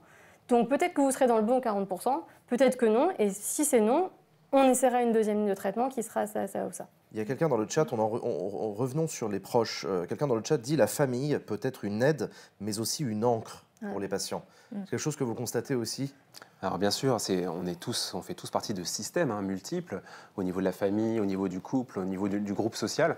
Et la famille, c'est un système qui peut être à la fois très libérateur, notamment quand on a été amené à avoir des enseignements de philosophie, des philosophies de vie, qu'on a été amené dans ce récit de vie à apprendre plein de choses. Et puis ça peut être aussi très, parfois, limitant. Il y a beaucoup de patients notamment qui souffrent beaucoup de cette présence, parfois intrusive, ou parfois l'absence de ce contexte familial. Donc ça, c'est quelque chose qui se travaille aussi dans la relation, et dans la relation thérapeutique avec le patient. Nous, quand on a un patient qui est hospitalisé, notamment, eh bien, la famille, finalement, on les voit régulièrement. On travaille tout ça. Parce que parfois, le patient va mieux 2-3 jours après son arrivée à l'hôpital. Il y a quelque chose qui se jouait juste dans cette séparation avec son milieu de vie habituel. Et si on ne déjoue pas un peu ce qui était en cours à l'extérieur, eh bien, quand il va ressortir, quand il va aller retourner chez lui, les choses vont recommencer comme ça. Les situations de couple aussi, on n'en parle pas beaucoup, mais notamment tout ce qui est violence conjugale, très, très impliqué dans la santé mentale au féminin. Il y a des choses qui sont beaucoup liées à des violences cachées, des violences verbales, qui commencent parfois verbales, parfois qui vont vers la violence physique, violence sexuelle. Et donc ça, c'est des choses qui sont à explorer pour tout praticien, quelle que soit la spécialité d'ailleurs. Ça veut dire quoi être bien entouré pour un patient ? Ça va un peu dépendre des personnes aussi, du niveau d'implication des proches qu'elles vont autoriser, parce qu'effectivement, on est en équipe avec la famille, mais c'est toujours avec l'accord du patient. C'est-à-dire que s'il nous dit non, je ne veux surtout pas que vous sollicitez telle personne de ma famille, on respecte ça aussi. Donc, être bien entouré, ce n'est pas forcément avoir quelqu'un qui prend les commandes et qui fait à la place d'eux, parce que ça aide pas sur les très longs cours. Ça peut aider temporairement sur une semaine ou deux quand la personne est vraiment trop mal ou qu'elle le demande, en disant là, j'y arrive plus, il faut que tu fasses à ma place. Mais être bien entouré, c'est déjà quelqu'un qui accepte la maladie comme une maladie et qui n'est pas dans la suspicion de peut-être qu'il fait exprès pour m'embêter, me faire rager, me prendre de l'argent ou je sais pas quoi. Déjà, parce que mais c'est de même que pour le reste de la société, c'est parfois des gens de la famille même qui sont très impliqués, ils ont des moments de doute en se disant mais vous êtes sûr qu'il ne fait pas un peu exprès quand même, qu'il n'amplifie pas le truc, etc. Donc voilà. Et nous, en tant que psychiatre, on avait aussi... C'est une vraie interrogation, ce qui n'est pas... Oui, mais c'est vertigineux. Et voilà, donc c'est toujours un dialogue à trois avec la famille, le médecin et le patient, en tout cas pour les hospitalisations, parce qu'après, en libéral, ça se passe un peu différemment. La famille n'est pas forcément vue systématiquement. Mais ça aide à reconstituer cette espèce de tandem professionnel aidant qui font que la personne, elle peut se rétablir. Et c'est ça le plus important. Ce qui est sûr, c'est que si vous êtes chez vous, que vous avez des symptômes, que vous avez un mal-être, quelque chose, une douleur psychique, il faut en parler à quelqu'un. Alors que ce soit un proche immédiat, si vous n'avez pas confiance dans les proches immédiats, à des soignants, il faut toujours avoir quand même une personne un peu de confiance comme ça. Médecin généraliste, ça peut être le médecin généraliste, ça peut être généraliste. Alors, j'ai vu aussi dans le chat tout à l'heure, quand on parlait des clichés, des gens qui disaient les médecins généralistes sont mal formés, ils prescrivent n'importe comment des médicaments. Oui, tu dis oui direct à ce Non, mais attendez, je dis oui, mais parce que être généraliste, je pense que c'est une des professions les plus difficiles qui soit, parce que c'est un niveau d'exigence parmi les 12 disciplines médicales. Il faut qu'il soit au taquet en cardio, au taquet en pneumo, en onco, en tout. Donc évidemment, il y en a qui vont par affinité s'investir plus dans telle discipline. Donc ils peuvent pas faut pas attendre du médecin généraliste qu'il ait le même niveau que le psychiatre à ma gauche qui est surspécialisé sur la dépression résistante. C'est normal. Donc le médecin généraliste, son rôle pour la santé mentale, c'est d'arriver déjà à identifier que c'est un trouble de santé mentale, de mettre les médicaments de première ligne qui sont recommandés, et ensuite de savoir passer la main au bon moment et d'être inséré du coup dans le réseau de soins de psychiatrie qui existe. Donc les CMP, les XAPA pour l'addiction, enfin toutes ces institutions qui existent. C'est la première ligne, le dépistage qui est vraiment fondamental. Et d'ailleurs, c'est souvent ce qui fait défaut dans la santé mentale, où on passe à côté des patients, on passe à côté de cette souffrance. Mais parce que le médecin généraliste, rappelons aussi, il n'a pas une consultation aussi longue que les psychiatres non plus. Après, il voit quand même les patients régulièrement. Donc l'idée, c'est pas de jeter la pierre aux médecins généralistes. C'est regarder comment on peut faire du maillon de premier recours quelque chose qui permette un accès mieux filtré, plus rapide aux soins de second puis troisième recours. Parlons de recherche. On a voulu dans cette émission avec la FRM, dans l'émission de Checkpoint, faire un point sur la recherche médicale. Astrid, est-ce que tu peux nous dire quels sont les grands enjeux de la recherche en santé mentale? Alors oui, alors je vais parler de la santé mentale, après on parlera peut-être des troubles psychiques en particulier. Donc sur la santé mentale, il s'agit de voir comment ce défi qui nous attend en termes d'organisation sociale, d'importance économique, parce que ça c'est extrêmement important, et de capacité du système de soins à faire face, comment on règle ces trois grands problèmes d'un point de vue de la santé publique. Donc là, on est sur un système d'organisation de l'offre de soins en santé mentale qui date en fait des années 60, avec l'organisation en secteurs, avec des secteurs qui avaient été... C'est un découpage territorial, en fonction de votre adresse, vous dépendez d'un CMP et donc d'un hôpital. Et ça avait été fait au départ pour des bassins de 70 000 personnes. Donc il y avait une égale répartition sur le territoire des ressources en soins, puisque c'était des bassins démographiques. Or, ces bassins, ils n'ont pas été révisés depuis les années 80. Et donc on fait face à une inégale répartition des ressources, avec certains secteurs géographiques. Donc... C'est aussi une particularité de la santé mentale d'être géographiquement Exactement, mais je pense que c'est une bonne chose d'un point de vue historique et même par rapport aux autres, parce que ça garantit que toute personne, elle dépend de quelqu'un. Et donc, ce n'est pas des professionnels qui, à chaque fois, disent « Ah, c'est pas pour moi, je suis déjà plein, etc. » Parce qu'effectivement, il y a quand même des maladies, des troubles psychiques qui sont extrêmement difficiles, très chroniques, à prendre en cours au long terme, des challenges pour les équipes. Et là, nous, en tant que professionnels de santé, on a un devoir de les prendre en charge parce qu'ils sont sur le territoire auquel on est affecté. Donc ça, je pense que c'est une bonne chose pour éviter justement une marginalisation de certaines populations qui seraient des mauvais patients dont personne ne voudrait. Là, ça contraint. Mais par contre, il y a des territoires dans lesquels il y a 34, 40 psychiatres pour 100 000 habitants et il y en a où il y en a moins de 9. Et donc c'est là où, en fait, on est un peu dans un système d'essoufflement, en fait. Mais ça ne veut pas dire que cette pensée du secteur, elle n'était pas bonne. Ça veut juste dire qu'elle nécessite des updates à mesure que la démographie évolue, en fait. Ça n'a pas été revu depuis combien Hugo, au moins les années 80. Hugo, comment vous bossez, les chercheurs en santé mentale? Parce que moi, tu me dis chercheur en santé, je pense à une blouse blanche dans un labo avec une pipette. À mon avis, c'est un énorme cliché, c'est plus compliqué que ça. Mais à quoi ça ressemble, dis-moi? Alors, il y a plein de façons de faire de la recherche différentes. D'ailleurs, ce qui est très riche au sein d'une équipe, c'est d'avoir cet aspect un peu translationnel, c'est-à-dire des gens qui font vraiment sur l'animal, avec ce que tu dis, un peu des choses très fondamentales, de la pipette, de la recherche en génétique, de la recherche sur des biomarqueurs, des choses très biologiques, et puis jusqu'à des gens qui vont parfois aller voir des patients, qui vont être juste dans l'inclusion avec les patients, et qui vont faire de la recherche clinique au sens très propre, parfois un peu plus proche de la médecine. Entre les deux, il y a plein de gens, et puis il y a d'autres pratiques, notamment celle que fait Astrid, plutôt de la recherche en épidémiologie sur des grandes bases de données. Donc il y a plein de façons de faire de la recherche.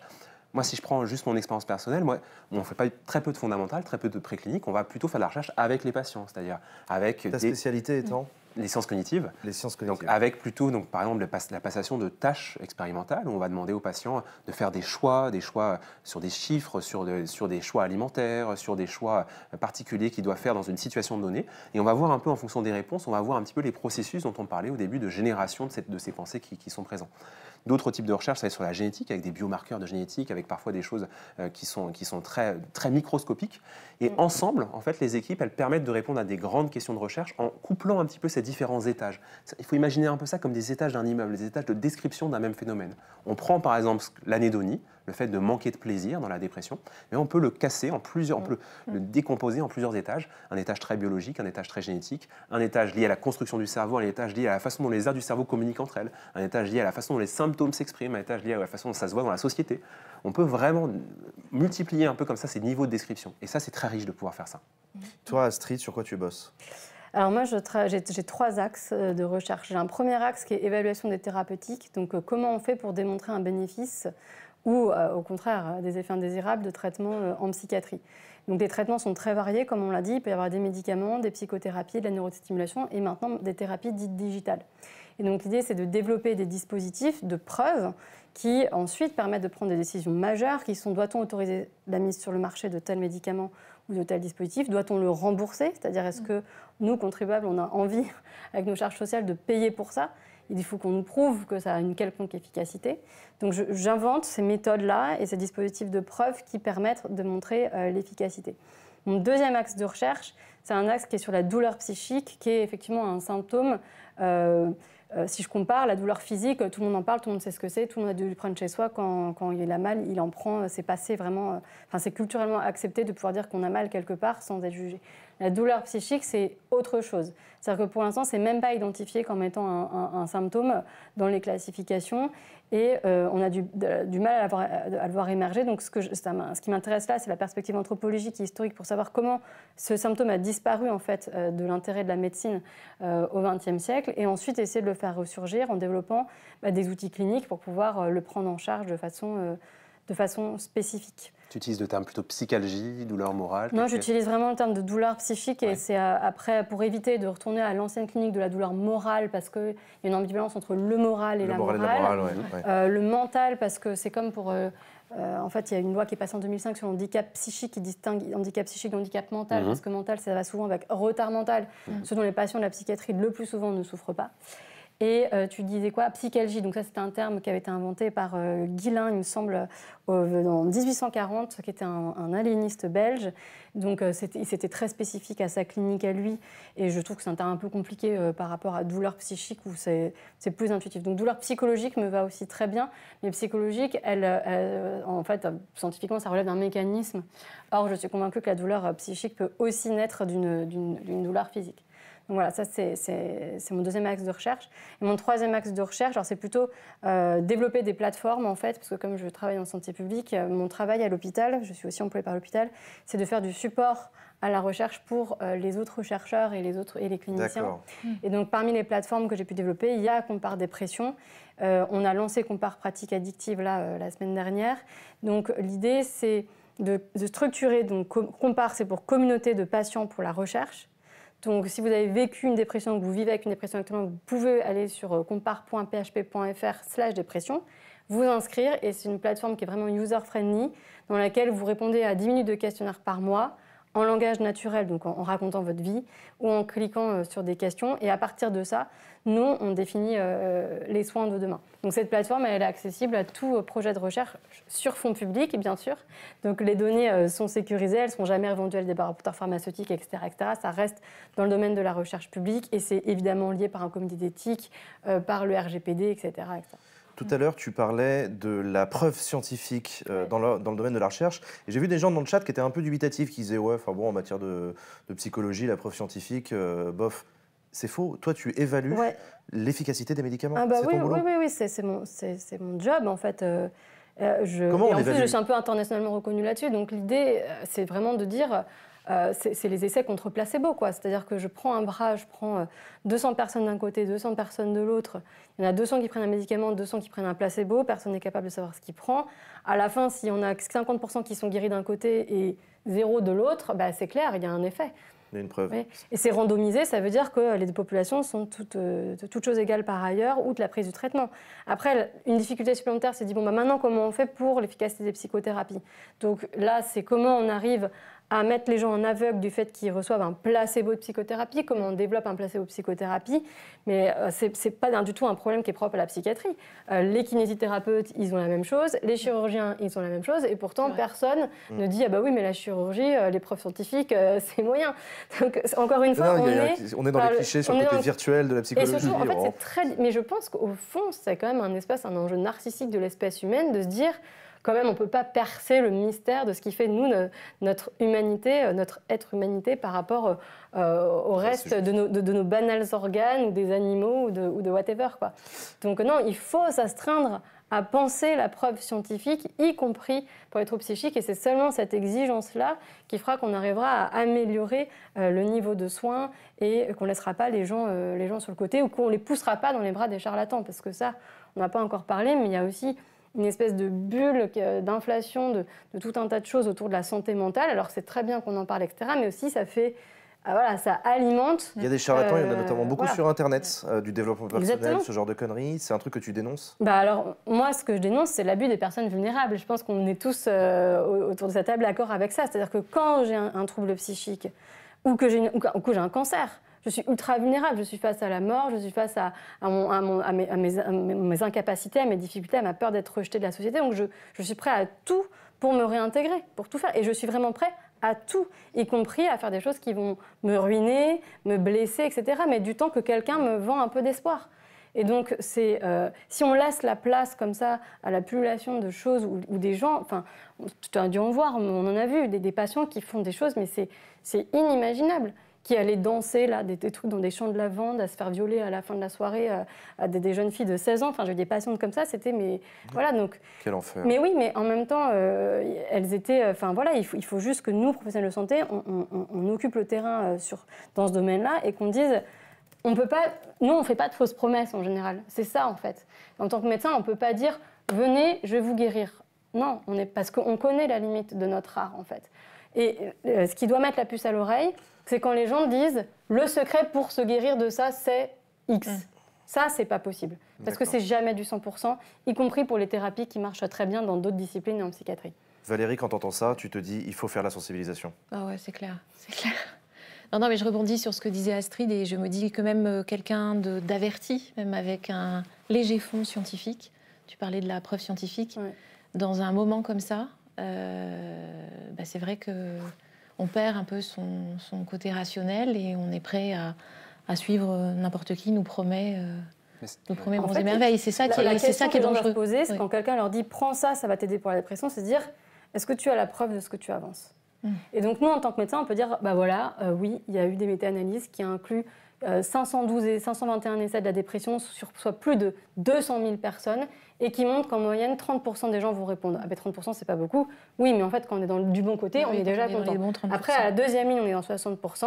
À la troisième ligne, on est à 70%. Et après, on passe dans la dépression résistante où on sort d'autres outils que les médicaments. C'est vrai qu'il y a des gens qui font dans le chat qui font le lien avec la période Covid où là on n'a pas été très brillants collectivement sur à qui on a donné la parole dans les médias, tout ça. Disons que en termes de charlatanisme là aussi. La dynamique de production des connaissances n'était pas la même. Et c'est pour ça que le travail d'Astrid est très précieux parce qu'elle vient prendre un peu tout ce qui a été fait, tout ce qui est en cours, et puis le transformer un peu pour renforcer le niveau de preuve. Et ça, c'est quelque chose qui pour les cliniciens est très précieux parce qu'on a une littérature scientifique qui est très riche. On n'a pas le temps de tout lire, c'est pas possible. Il y a beaucoup plus d'articles que de capacités cognitives pour les découvrir. Sur ce sujet-là, est-ce que tu dirais que la France est en retard ou plutôt Non, alors je pense que sur le sujet du niveau de preuve et de l'évaluation des preuves, etc., en France, toutes disciplines confondues, on est plutôt bon. Et on a même des laboratoires qui sont un peu leaders dans le domaine de la synthèse d'évidence, de la recommandation, etc. Par contre, en psychiatrie, pour l'instant, oui. Moi, mon ambition, c'est d'arriver à créer une unité de recherche sur cette thématique de l'évaluation des traitements en psychiatrie, clairement. Donc là, je suis encore jeune.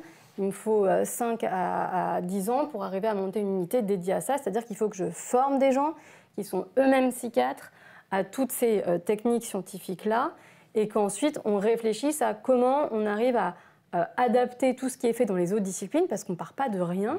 Et en fait, beaucoup a déjà été fait. Il faut qu'on remette les pièces bout à bout et qu'on arrive à faire tenir ça pour la psychiatrie en tenant compte de tous les traitements disponibles, donc pharmacologiques et non pharmacologiques, et en s'adaptant aussi aux nouvelles technologies qui arrivent. Par exemple, des thérapies digitales fondées sur l'intelligence artificielle, typiquement. Comment on évalue ça? Puisque la thérapie à un temps T, elle n'est plus la même qu'à un temps T+3. Donc là, il faut qu'on trouve des dispositifs d'évaluation qui soient un peu dynamiques. Et c'est un challenge. Et ça se fait pas en un an. Valérie, ça représente combien d'argent mobilisé par la Fondation pour la recherche médicale en santé mentale? En santé mentale, chaque année, c'est une quinzaine de projets pour 2 millions d'euros, en gros. D'accord. Très exactement, depuis 2014, c'est 157 projets pour à peu près 24 millions d'euros. Depuis 2014, en 10 ans. Ça peut paraître beaucoup, mais en fait, c'est peu au regard des besoins. Vous devez en recevoir beaucoup des demandes des projets quand vous ne faisiez pas le projet? Oui, et quand on voit aussi, au regard de tous les enjeux qu'on vient de balayer, l'investissement en recherche en psychiatrie, c'est rien du tout. J'ai lu que ça représentait 4% du budget de la recherche en psychiatrie, de la recherche biomédicale, tout compris, public et caritatif, que 4%. Et pourtant, il faut donner, il faut aider, il faut soutenir parce qu'il y en a besoin, on le dit depuis tout à l'heure. Mais Valérie, est-ce que tu aurais quelques exemples à nous donner de projets de recherche en santé mentale que vous soutenez? Alors déjà, je suis très personnellement et au nom de la Fondation super fière d'avoir mis le pied à l'étrier d'Astrid. Et c'est très très chouette d'avoir contribué à ce que tu deviennes ce que tu es aujourd'hui j'ai beaucoup d'espoir pour la suite. Alors, des exemples précis, sur la schizophrénie notamment. Oui, j'en ai. On finance pas mal de choses sur l'origine des maladies. Ça, c'est comprendre l'origine des maladies, les composantes génétiques, les composantes environnementales, les facteurs de risque, mais aussi les facteurs protecteurs. Et ça, c'est important parce que c'est la plupart du temps des très multifactoriels. Et puis, beaucoup de choses sur les biomarqueurs pour diagnostiquer plus précocement et mieux. Et puis également des biomarqueurs qui permettent de suivre l'évolution de la maladie. Ça, voilà.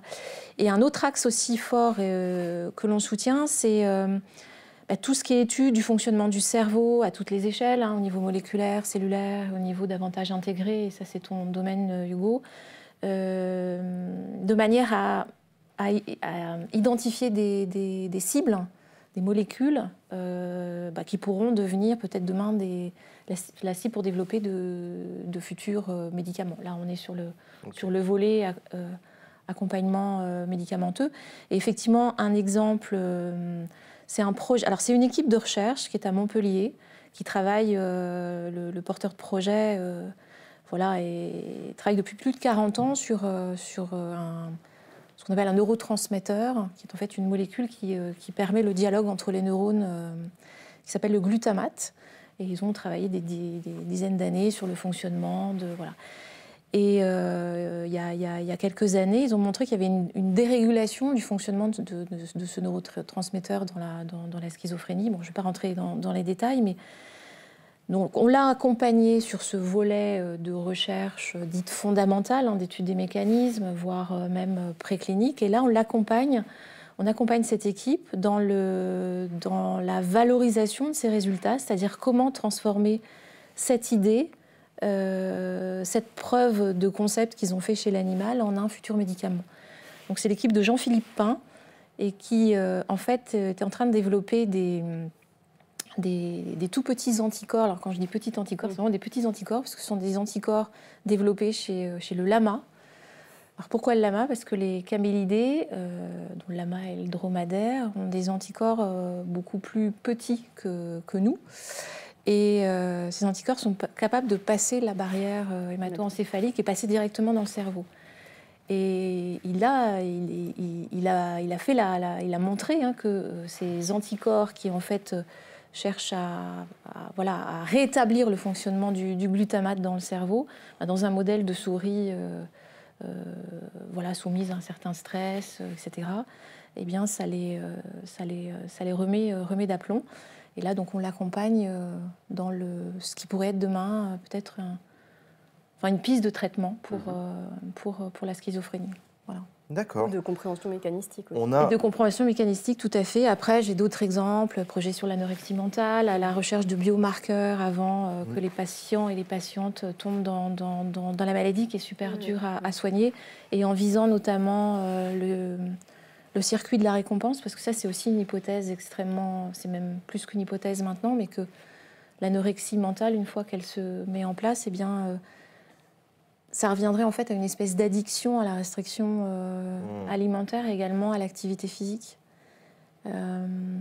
Projet sur le burn-out, on en a parlé tout à l'heure. Là, c'est un projet de mise au point de modèles mathématiques qui reproduit en fait la fonction du cerveau qui d'ordinaire sert à évaluer l'effort à fournir pour réaliser une tâche et qui semble dysfonctionner en cas de burn-out. Avec l'objectif de développer un outil, des vrais tests qui seront testés en vie réelle, et pour essayer de déceler des petits indices, en tout cas, dans le comportement, etc., des personnes, pour pouvoir, identifier des personnes à fort risque de développer un burn-out. Merci beaucoup à toutes les personnes dans le chat qui commentent depuis tout à l'heure, qui débattent, qui discutent. On ne va pas pouvoir poser des diagnostics, les amis. On est dans un chat Twitch, vous vous doutez bien. Mais vos questions sont passionnantes et elles nous nourrissent. Merci beaucoup Valérie. On te retrouvera un petit peu plus tard dans l'émission pour conclure et reparler de la FRM. On a une vidéo à regarder sur un projet de recherche sur la schizophrénie dont tu as parlé. On le regarde et on en parle juste après.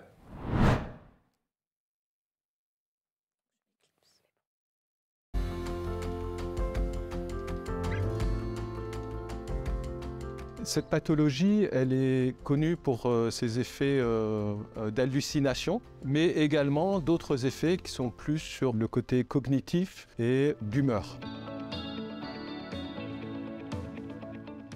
Les maladies mentales ont été beaucoup délaissées ces 20-30 dernières années, pour plein de raisons. La première, c'est qu'il y a finalement très peu de nouveaux médicaments qui agissent sur le cerveau qui ont pu être validés et mis sur le marché, ce qui évidemment a des conséquences économiques pour les industriels qui du coup sont beaucoup craintifs de travailler sur des projets qui ciblent le cerveau. Mais pour ouvrir ces portes, il faut aussi améliorer notre connaissance des pathologies, des mécanismes à la base des pathologies, de façon à identifier des nouvelles cibles sur lesquelles peuvent agir des médicaments, que ce soit des petites molécules ou des anticorps, comme nous espérons les développer. Donc c'est pour cela que la recherche médicale, la recherche fondamentale sont indispensables pour apporter ces nouveaux éléments qui vont permettre de mieux cibler les mécanismes à la base de ces pathologies. En fait, ce qui m'a amené à travailler sur la schizophrénie, c'est que je travaille sur le système de neurotransmetteurs glutamate depuis 40 ans maintenant. Et on s'est aperçu que certaines des cibles par lesquelles agit le glutamate sont des cibles intéressantes pour améliorer les symptômes des patients schizophrènes. Ces cibles sont des cibles que nous avons découvertes ici dans ce laboratoire en 1984. Et en fait, l'approche que nous, on a voulu tester, c'est une approche avec des anticorps. Vous savez qu'il y a de plus en plus de pathologies qui aujourd'hui sont soignées en utilisant des anticorps, en particulier dans le domaine du cancer. Mais il y a une possibilité de développer des anticorps pour agir au niveau du cerveau. Donc notre pari a été de rechercher des anticorps capables d'agir sur ces cibles du système glutamatergique dans le but d'espérer pouvoir corriger les déficits observés chez les patients schizophrènes. Pour le moment, ce que nous avons validé, c'est des anticorps qui ciblent un des déficits du système glutamatergique. Et l'objectif du programme actuel, c'est d'avoir des anticorps qui vont corriger les deux déficits du système glutamatergique simultanément. Donc de cette façon-là, on espère avoir des effets beaucoup plus probants et donc encore plus efficaces comparés aux antipsychotiques actuels. Donc il y a encore un gros travail de mise au point et de validation de l'approche. Alors, je dois vraiment remercier la Fondation pour la recherche médicale qui a soutenu au départ notre projet de recherche fondamentale au travers de financements équipe FRM. Et depuis cette année, nous soutient dans le programme de valorisation de la thérapie innovante que nous voulons proposer pour traiter les aspects de la schizophrénie qui ne sont pas encore traités aujourd'hui par les antipsychotiques.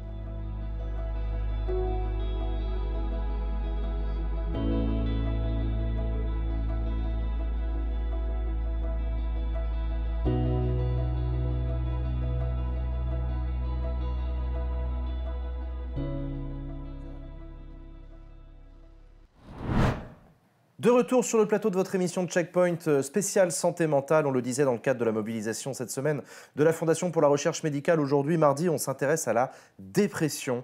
On voulait faire un focus sur la dépression avec mes deux invités, Hugo et Astrid, tous les deux chercheurs et chercheuses en santé mentale.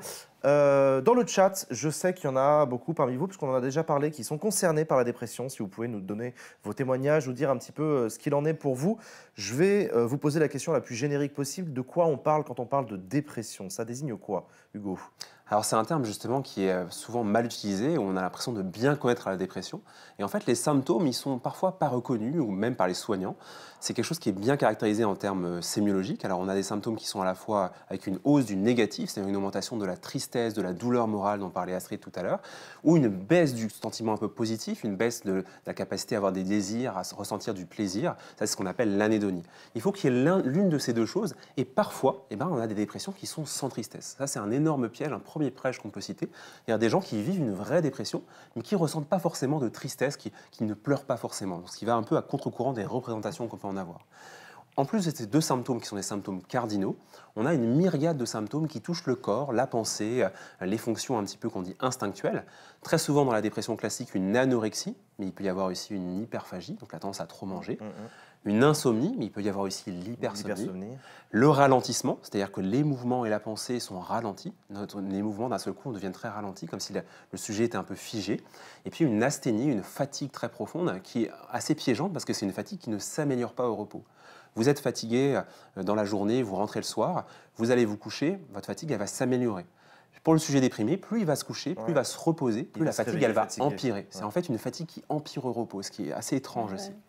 On a après des troubles qui touchent les fonctions qu'on dit neurocognitives, c'est-à-dire la façon dont on génère notre pensée, donc la mémoire par exemple, des troubles de la mémoire, des troubles exécutifs et des troubles de l'attention.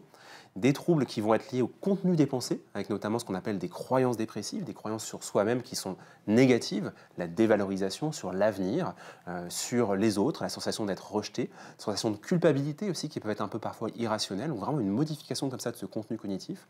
Et le symptôme qui est le plus grave, qui est le plus important en termes de comportement, ce sont les idées suicidaires qui peuvent survenir un peu comme une espèce de queue de comète de ces autres symptômes, avec plein de motivations, plein de justifications pour les patients. Parfois, c'est une douleur morale trop importante, une douleur psychologique trop importante, qui va nous pousser à avoir des idées suicidaires un peu antalgiques pour enlever cette douleur. Parfois, c'est pour enlever un poids sur les proches, des idées suicidaires un peu altruistes comme ça, pour essayer, on se dit, bon, je pèse trop sur mes proches, donc je vais enlever le poids. Parfois, c'est par le désespoir. On se dit, il n'y a plus d'espoir pour moi dans l'avenir, donc finalement, je préfère me suicider plutôt que vivre dans cet avenir qui est totalement vide. Donc vous voyez, il y a plein de formes possibles, et de symptômes, et de manifestations de la dépression. Combien de personnes en souffrent? Tu saurais le dire, Astrid? Oui. Alors après, on pourra discuter, parce qu'en épidémiologie, en général, on ne donne pas un chiffre, on donne une tranche de chiffres. Donc en France, c'est autour de 12% de personnes sur 12 derniers mois. Donc ce n'est pas à intenter, c'est sur les 12 derniers mois, on estime qu'il y a à peu près 12% des personnes qui auraient fait un trouble dépressif.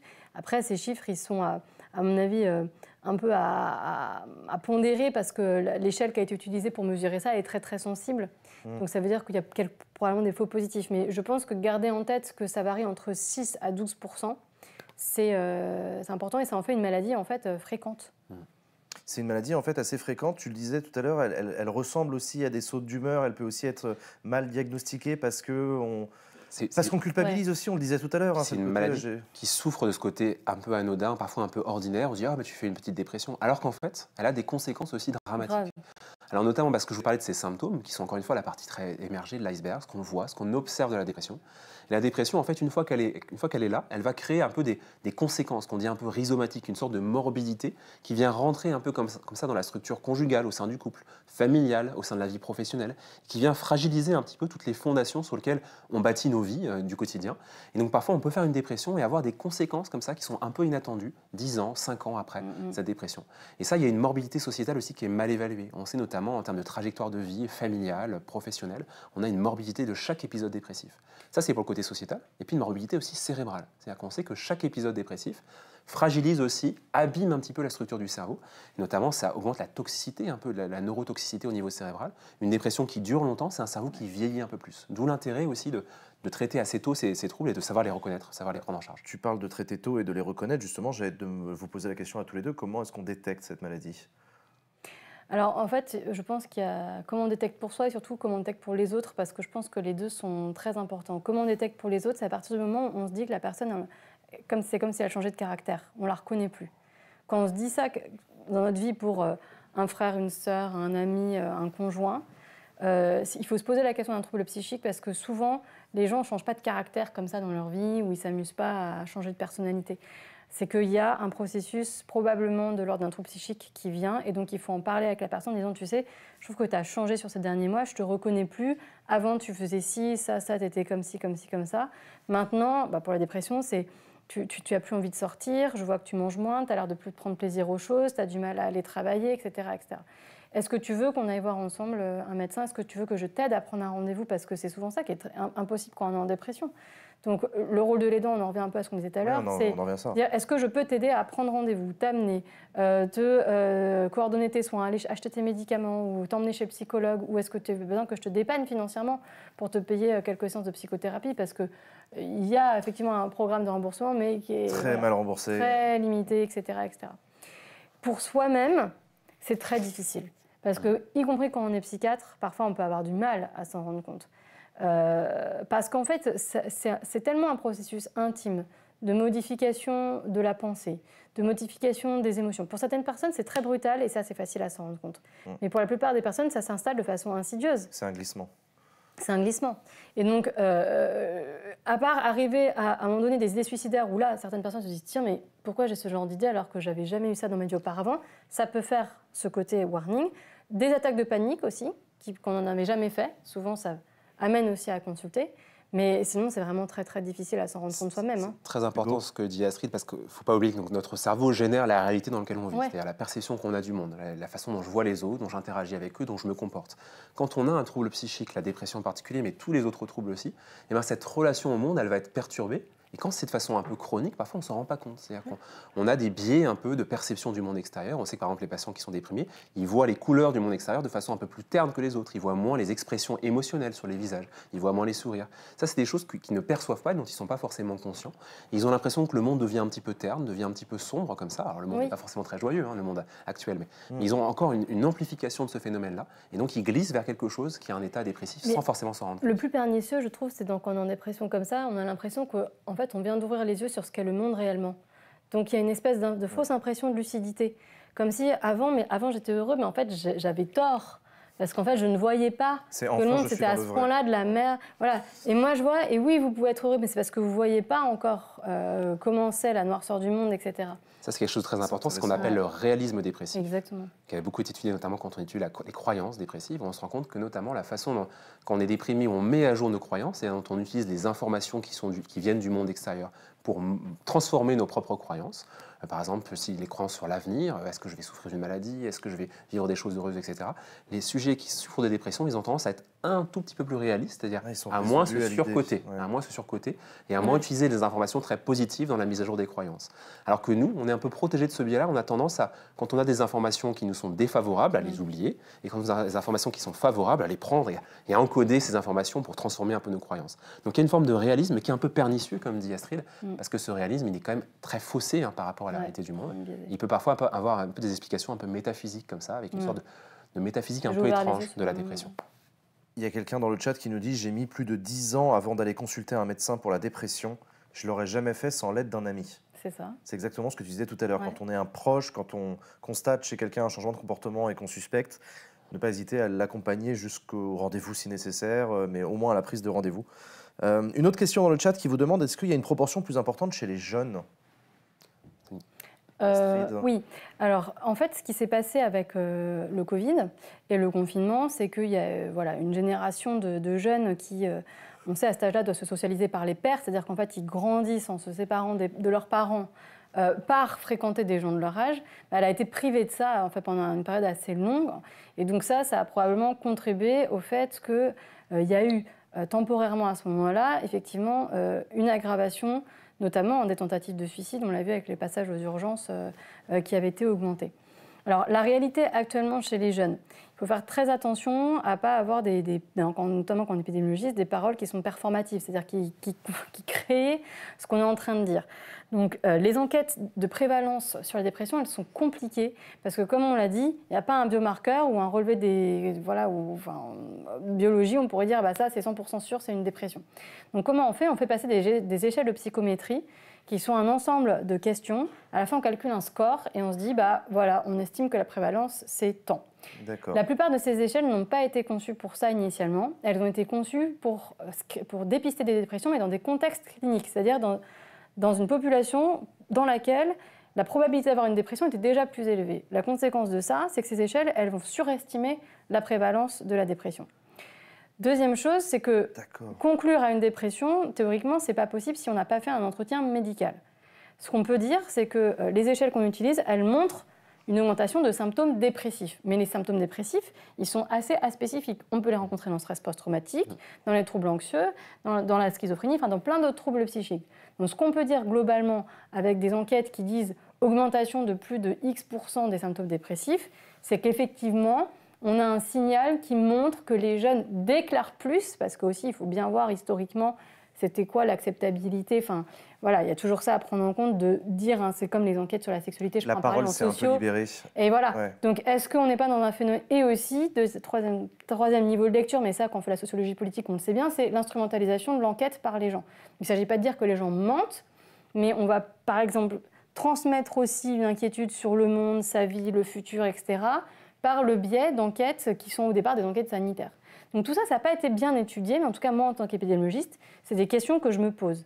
C'est-à-dire que je me pose la question de savoir est-ce qu'on peut vraiment superposer toutes nos enquêtes comme ça, historiquement, sachant que le contexte a changé et qu'il y a une forme de psychologisation en fait, culturelle. En fait. C'est-à-dire que maintenant, beaucoup de gens s'approprient des concepts culturels et parlent de ce qu'on appelle, je dirais ça mal-être, mais c'est déjà un concept psychologique, mais avec des outils de la psychologie.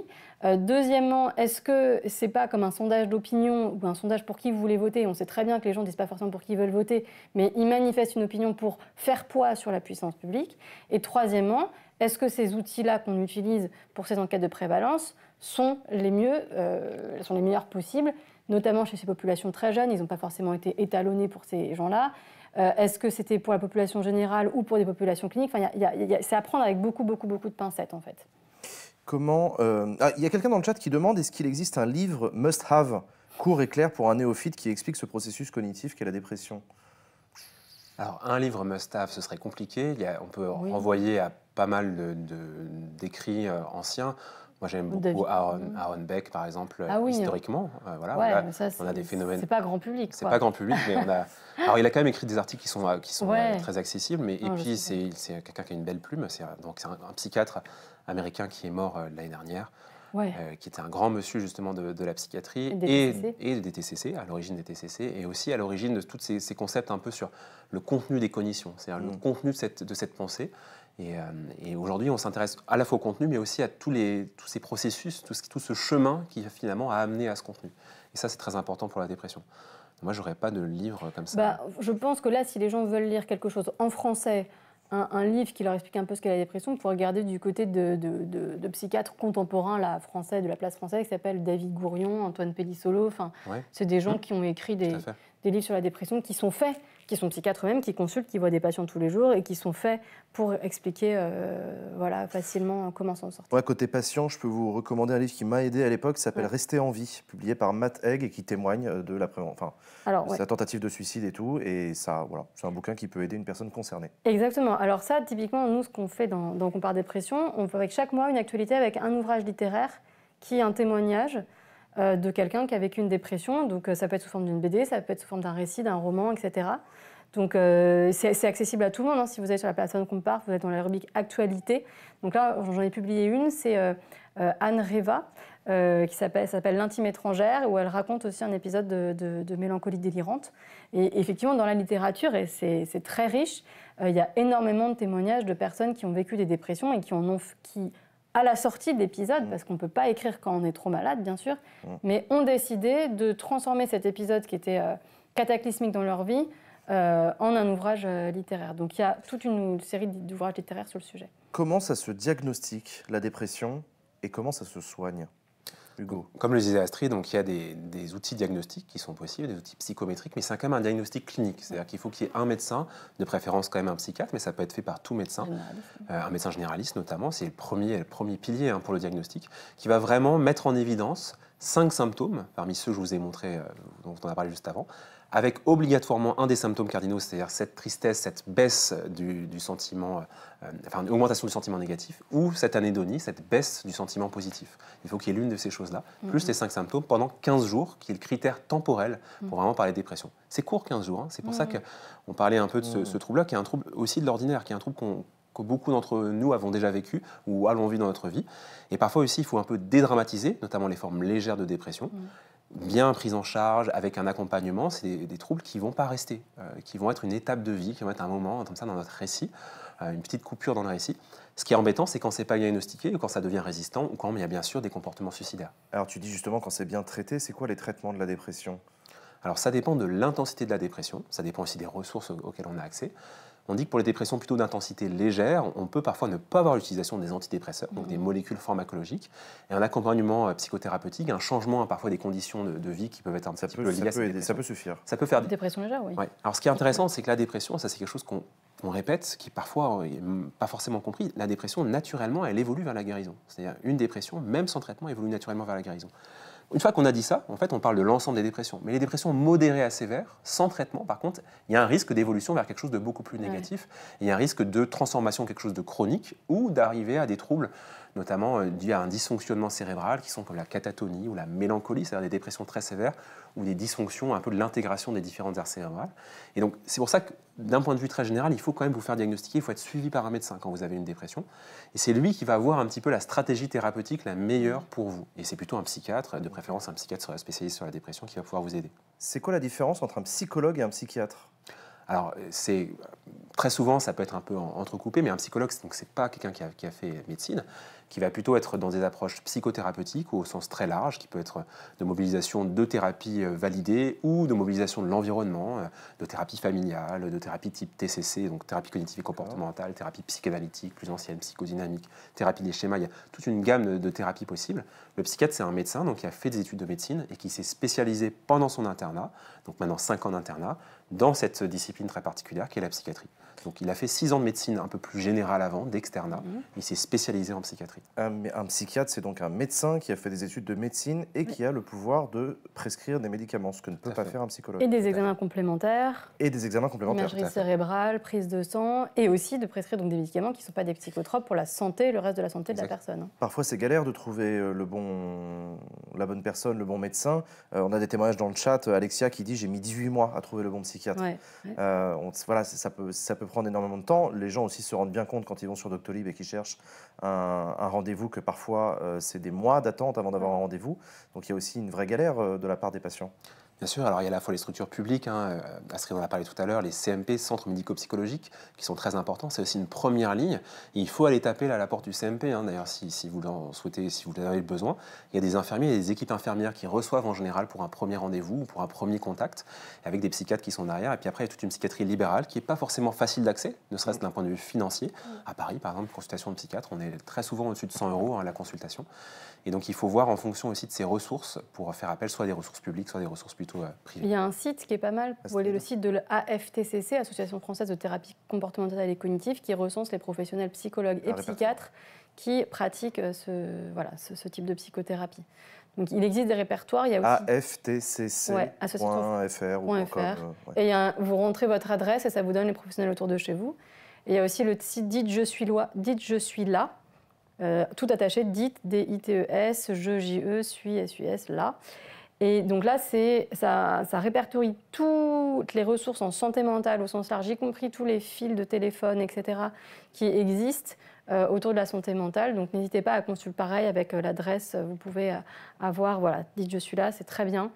Et vous avez accès aux ressources et vous avez toute la cartographie des ressources en France. Et puis au sein des hôpitaux, aussi, il y a des consultations publiques qui sont possibles. Par exemple, à Bicêtre, on peut recevoir. Donc c'est des consultations qui ne sont pas payantes pour le patient, qui sont prises en charge par l'assurance maladie. Qu'est-ce que vous attendez en termes de recherche pour les prochaines années? Est-ce que vous avez des espoirs particuliers? Est-ce que vous avez des attentes? Oui, moi j'ai des attentes, mais par contre, je n'ai pas des attentes magiques. C'est-à-dire que pour pratiquer la recherche quotidiennement, je sais que la recherche, c'est quelque chose qui a besoin d'un temps long.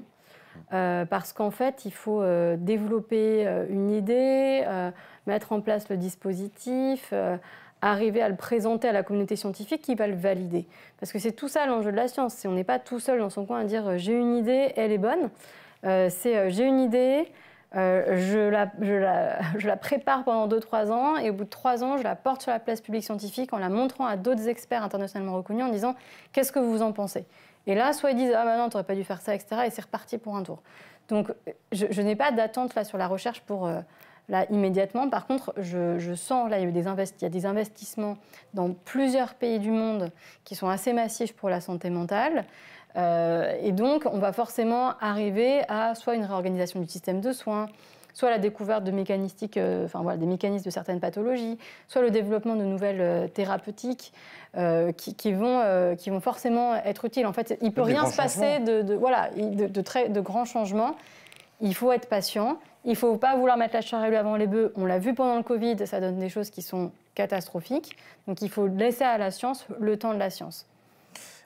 J'ai entendu parler dans les médias généralistes d'une percée qui aurait été faite en recherche autour des médicaments, autour de psychédéliques. de substances psychédéliques qui auraient visiblement eu des résultats intéressants. Est-ce que je dois fonder des espoirs dessus? Il se trouve que je suis concerné en l'occurrence, donc est-ce que je dois aller acheter des champis tout de suite? C'est exactement ça la question. Alors ça a été un des axes de recherche depuis un certain nombre d'années. Alors en France, on n'a pas accès encore à ces molécules qu'on dit psychédéliques. Alors déjà, il faut bien, pour les viewers, distinguer les psychédéliques, donc qui regroupent notamment la psilocybine, issue des champignons hallucinogènes, le LSD par exemple, la DMT issue avec l'ayahuasca. Ça, ces molécules-là qui sont bien connues, notamment dans de nombreux peuples à travers le monde, elles ne sont pas accessibles en France. C'est-à-dire c'est des choses pour lesquelles on n'a pas encore de potentialité d'utilisation. Nous, en France, on a l'utilisation par contre d'un apparenté psychédélique, la kétamine, qui est un anesthésique utilisé depuis les années 60, qui est bien connu et qui a montré des effets antidépresseurs d'action rapide. C'est-à-dire que contrairement à la latence d'efficacité habituelle des antidépresseurs, quand vous commencez à le prendre, il a des effets sur le cerveau dès la première prise. Il faut attendre un peu avant Il faut attendre 3 semaines, 1 mois, parfois 1 mois et demi, avant d'avoir vraiment une modification subjective de son état. Les psychédéliques et la kétamine, donc ces traitements d'action rapide, ils ont modifié un petit peu notre compréhension de ce qu'était l'humeur. Parce que justement, parfois après une seule prise, quelques heures après la prise, on peut avoir une modification subjective de notre humeur. Quelques heures. La sensation de se sentir mieux, la sensation d'avoir un poids un peu moins important. Il y a des patients notamment, quand on a commencé à utiliser la kétamine, c'était à la Pitié-Salpêtrière, avant ils nous disaient j'ai envie de mourir pour telle raison, je me sens un poids pour mes proches, j'ai une douleur très importante. Quelques heures après l'administration du traitement, ces pensées-là, elles avaient disparu, elles avaient changé. Et le patient parfois pouvait nous dire... Impressionnant, en prévention du suicide, c'est impressionnant. C'est pour ça que ça a été beaucoup utilisé, notamment dans la prévention suicidaire, avec des patients qui avaient des idées suicidaires très importantes, et ces idées suicidaires étaient réduits après l'utilisation du traitement. Ça change la prise en charge des dépressions résistantes aussi, ça a vraiment transformé... Là où ça a changé nos théories et la prise en charge. Ouais. Bon, on a ces espoirs-là, donc ils sont très forts, et en même temps, on n'a pas une compréhension très précise encore de la mécanistique de cette dimension un peu qui permet d'améliorer les patients. Donc ça, c'est un axe de recherche, un des axes qu'on a eu à l'Institut du cerveau ces dernières années, et qu'on continue avec l'équipe Moods à Paris-Saclay pour essayer de comprendre quels sont les effets profonds finalement sur le cerveau de ces molécules. Et si c'est par exemple les effets plutôt psychédéliques, c'est-à-dire le vécu subjectif que les patients peuvent avoir. Quand on prend ces molécules, notamment la kétamine, on a des effets très intimes. On a par exemple des sensations un peu de dissociation, sensation que le monde environnant est un peu irréel, la sensation de sortir de son corps, ce qu'on appelle l'autoscopie, donc on se met à flotter un peu au-dessus de son corps pendant l'administration du traitement. Ces effets-là, ils sont très très puissants pour les patients, ils ont une valeur métaphysique très importante, ce qui change parfois un petit peu leur vision du monde. Et puis, d'un point de vue très biologique, ils ont des effets aussi, ces traitements, sur la neuroplasticité, c'est-à-dire la façon dont les aires cérébrales communiquent entre elles, dont les neurones vont créer des connexions entre eux. Et on sait que ces effets-là sont peut-être parfois un peu synergiques, c'est-à-dire qu'il y a un lien entre ces effets subjectifs et ces effets de neuroplasticité. Donc un axe de recherche très important sur ces molécules, c'est de comprendre leur fonctionnement. Pourquoi je vous dis ça? Parce qu'on a aussi une psychédéliphilie, c'est-à-dire qu'on adore ces molécules, on en parle beaucoup dans la presse, il y a beaucoup d'espoir des patients notamment. On reçoit beaucoup de mails pour demander est-ce qu'on peut participer à ces techniques, etc. Il faut se méfier. Il faut se méfier aussi, ne pas aller trop vite. On a eu dans les années 50 notamment beaucoup des premières recherches qui ont été lancées, parfois pas forcément avec les règles scientifiques dont parlait Astrid tout à l'heure, bien cadrées, de la bonne recherche médicale basée sur les preuves et éthique. Et donc il faut se méfier aussi, il faut être prudent et aller en douceur dans les avancées de ces nouvelles thérapeutiques. Beaucoup d'espoir, mais aussi beaucoup de prudence. Astrid, tu mets en garde toi aussi, attention, n'allez pas acheter de la kétamine auprès de votre dealer. Oui, exactement. Il ne faut surtout pas aller acheter des substances auprès des gens qui ne sont pas pharmaciens, parce que justement, on ne sait pas ce qu'il y a dedans. Et puis, ce qui peut être bon pour certaines personnes peut ne pas l'être pour d'autres. Et pour l'instant, on n'est pas capable de dire chez qui ça pourrait avoir un bénéfice ou non. Donc la mécanistique des traitements, c'est très important, mais on est capable aussi de prescrire des médicaments sans comprendre leur méthode d'action en médecine, et on le fait d'ailleurs en réalité pour la plupart des traitements. Et c'est pas grave, parce que justement, on a quand même un dispositif de preuve qui montre que c'est utile cliniquement, parce qu'au fond, ce qui compte, c'est que ce soit utile cliniquement. La mécanistique, elle nous sert à comprendre la maladie, potentiellement prévenir ensuite son apparition, pour potentiellement développer d'autres traitements complémentaires ou sans les effets secondaires, etc. Donc c'est ultra important, mais ça ne veut pas dire qu'il faudra forcément comprendre la mécanistique pour que ça puisse arriver sur le marché. Ce qui fera que ça arrive sur le marché, c'est la démonstration d'un bénéfice qui dépasse les effets indésirables pour une certaine catégorie de population donnée. D'accord. Et donc ça met du temps. Aux États-Unis, c'est la FDA, la Food and Drug Administration, qui valide les autorisations de mise sur le marché.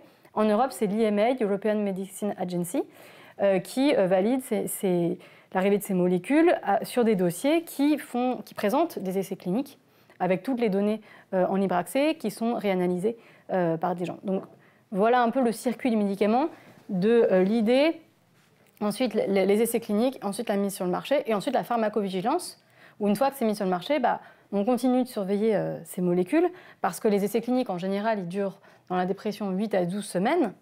Or, les gens sont exposés en moyenne à un antidépresseur 5 ans. Ouais. Donc ça veut dire que ce qu'on a mesuré, c'est des effets indésirables sur 8 à 12 semaines, mais on n'a pas mesuré sur des temps plus longs. Donc pour les antidépresseurs, maintenant, ça fait plus de 60 ans qu'on les prescrit. Donc s'il y avait des choses très graves et très sévères, théoriquement, on le saurait. Ça ne veut pas dire qu'il n'y a pas d'effets indésirables au long cours, ou même... Là, il y a des choses qui se disent sur difficile de retrouver sa libido après des années d'antidépresseurs, etc. C'est des choses qu'il faut qu'on étudie en tant que scientifique, il faut qu'on se penche là-dessus. Mais en tout cas, il n'y a pas de, je ne sais pas, malformation cardiaque qui survient, surplus d'AVC, enfin des choses très, très sévères qui surviendraient parce qu'on a un recul historique. Donc ça, c'est important aussi de rassurer ces antidépresseurs qui, régulièrement dans la presse, sont quand même un peu malmenés. Valérie va nous rejoindre pour parler de l'action de la FRM en général sur la santé mentale à l'occasion de cette semaine de mobilisation. Une dernière question pour tous les deux. Est-ce que vous travaillez avec d'autres pays? Est-ce qu'il y a aussi une collaboration internationale des chercheurs? Moi, je collabore beaucoup avec Oxford, avec Kyoto et avec aussi en Autriche. Enfin, voilà, on a un réseau justement de gens qui s'intéressent à l'évaluation des thérapeutiques en psychiatrie. Et donc, évidemment, mon quotidien, j'ai un doctorat au Danemark, j'ai ma master en venait d'Australie. Après, on est aussi des jeunes qui entendent parler de nous, qui viennent travailler dans notre labo pour être formés par nous. Donc la recherche, elle se fait à un niveau international. C'est évident parce que à la fin, on est tous experts de petits domaines et donc pour trouver d'autres gens qui parlent la même chose que nous sur Terre, on n'est pas beaucoup. Et c'est surtout ce qui fait la force d'une preuve scientifique, c'est ça marche comme ça en France. Ah oui, mais ça marche aussi comme ça dans tel endroit et dans tel endroit. Donc ça, c'est un faisceau de preuves qui est assez puissant. C'est très important. Alors en fait, on essaye au maximum justement d'avoir des collaborations internationales. Alors moi dans mon équipe, il y a une collaboration avec Columbia notamment, à Londres avec Carl Friston. Donc ils sont des gens qui ont pensé, qui ont parfois développé des concepts qui étaient vraiment, qui changeaient un petit peu nos visions du cerveau, des neurosciences. Je pense à Carl Friston notamment qui a totalement bouleversé les concepts qu'on avait sur les neurosciences. Donc c'est des gens dont il faut se nourrir aussi. Parfois on dit toujours en France qu'on a un peu de retard, mais pas tant que ça. Et on se nourrit un peu aussi de ces collaborations. Et bien sûr, c'est des choses qu'il faut continuer à faire. C'est chouette d'entendre aussi que vos labos accueillent des chercheurs. Oui, la semaine dernière, notre labo a organisé un colloque international avec des très grands noms de la méta-recherche. Donc la méta-recherche, c'est la recherche sur la recherche. Comment on améliore nos pratiques scientifiques? Qu'est-ce que l'intégrité scientifique? Comment on facilite la reproductibilité des résultats, etc. Et on a fait venir des grandes stars de Stanford, d'Oxford, etc. un peu partout. Donc on a quand même en France une recherche qui est assez forte, un rayonnement intellectuel qui est important, et il ne faut pas qu'on passe notre temps à se fouetter le dos en se disant qu'on est en retard, qu'on n'est pas bon, etc. Il faut garder un niveau d'exigence, il faut rester ouvert sur l'international, mais on a quand même un plutôt bon positionnement. Valérie, en conclusion, qu'est-ce qu'on peut dire? La FRM est mobilisée cette semaine, particulièrement sur la santé mentale? Mobilisée tout particulièrement cette semaine, effectivement, pour montrer, déjà sensibiliser le public et notamment les plus jeunes à la santé mentale et à l'importance de soutenir la recherche dans ce domaine. Et puis voilà, contribuer à notre manière aussi à lever les tabous, et on l'a vu, c'est important. Quelles sont les prochaines actions de la FRM? En termes de... Là, au cours de cette semaine, tu en as déjà parlé tout à l'heure, mais oui, j'en ai parlé tout à l'heure. Donc, demain, nous parlons de santé des jeunes avec l'animatrice Marie L'Orphelin. Jeudi, de burn-out. Camille Lacour va à la rencontre de chercheurs qui travaillent sur le sujet à Paris. Et vendredi, on parlera des addictions. Mais il y a également beaucoup d'infos et d'informations, de renseignements à retrouver à la fois sur notre site internet, frm.org, sur nos réseaux sociaux et notre chaîne YouTube également. Vous pouvez retrouver les témoignages qui ont été diffusés aujourd'hui. Et où vous pouvez également retrouver les replays des émissions Checkpoint. Avant de se quitter, Astrid, une petite appel à participation de ta part. Tu nous en as parlé tout à l'heure déjà. Le programme Compare, c'est ça? Oui, Compare. Donc, c'est cette plateforme en ligne pour participer à la recherche, parce que contribuer à la recherche, ça peut être donner de l'argent, mais ça peut être aussi donner de son temps, et c'est ce que j'aime dire. Donc, si vous avez vécu un trouble psychique, ou si vous avez même n'importe quelle autre maladie chronique, en réalité, la plateforme Compare permet de recueillir vos témoignages. Vous vous inscrivez en ligne sur compare.aphp.fr. Ça prend 5 minutes, et ensuite, vous avez des questionnaires qui vous sont envoyés Maximum 10 minutes par mois, c'est promis et c'est validé et testé par déjà 50 000 personnes qui en font partie. Et c'est ultra important parce que pour la dépression, par exemple, je n'ai que 3 500 personnes. Ça paraît beaucoup, mais en même temps, c'est très peu étant donné ce que disait Hugo, la diversité des profils. Il faut qu'on puisse être très nombreux, très divers pour produire des résultats de qualité. Donc n'hésitez pas à nous rejoindre et surtout à en parler autour de vous. On est sur les réseaux sociaux, Compare Dépression sur Instagram et sur Facebook. Voilà, vous avez le lien dans le chat et vous l'aurez en description de cette vidéo YouTube. Il ne me reste plus qu'à vous remercier, vous toutes et tous, à nous avoir suivis. Vous avez été très nombreuses et très nombreux.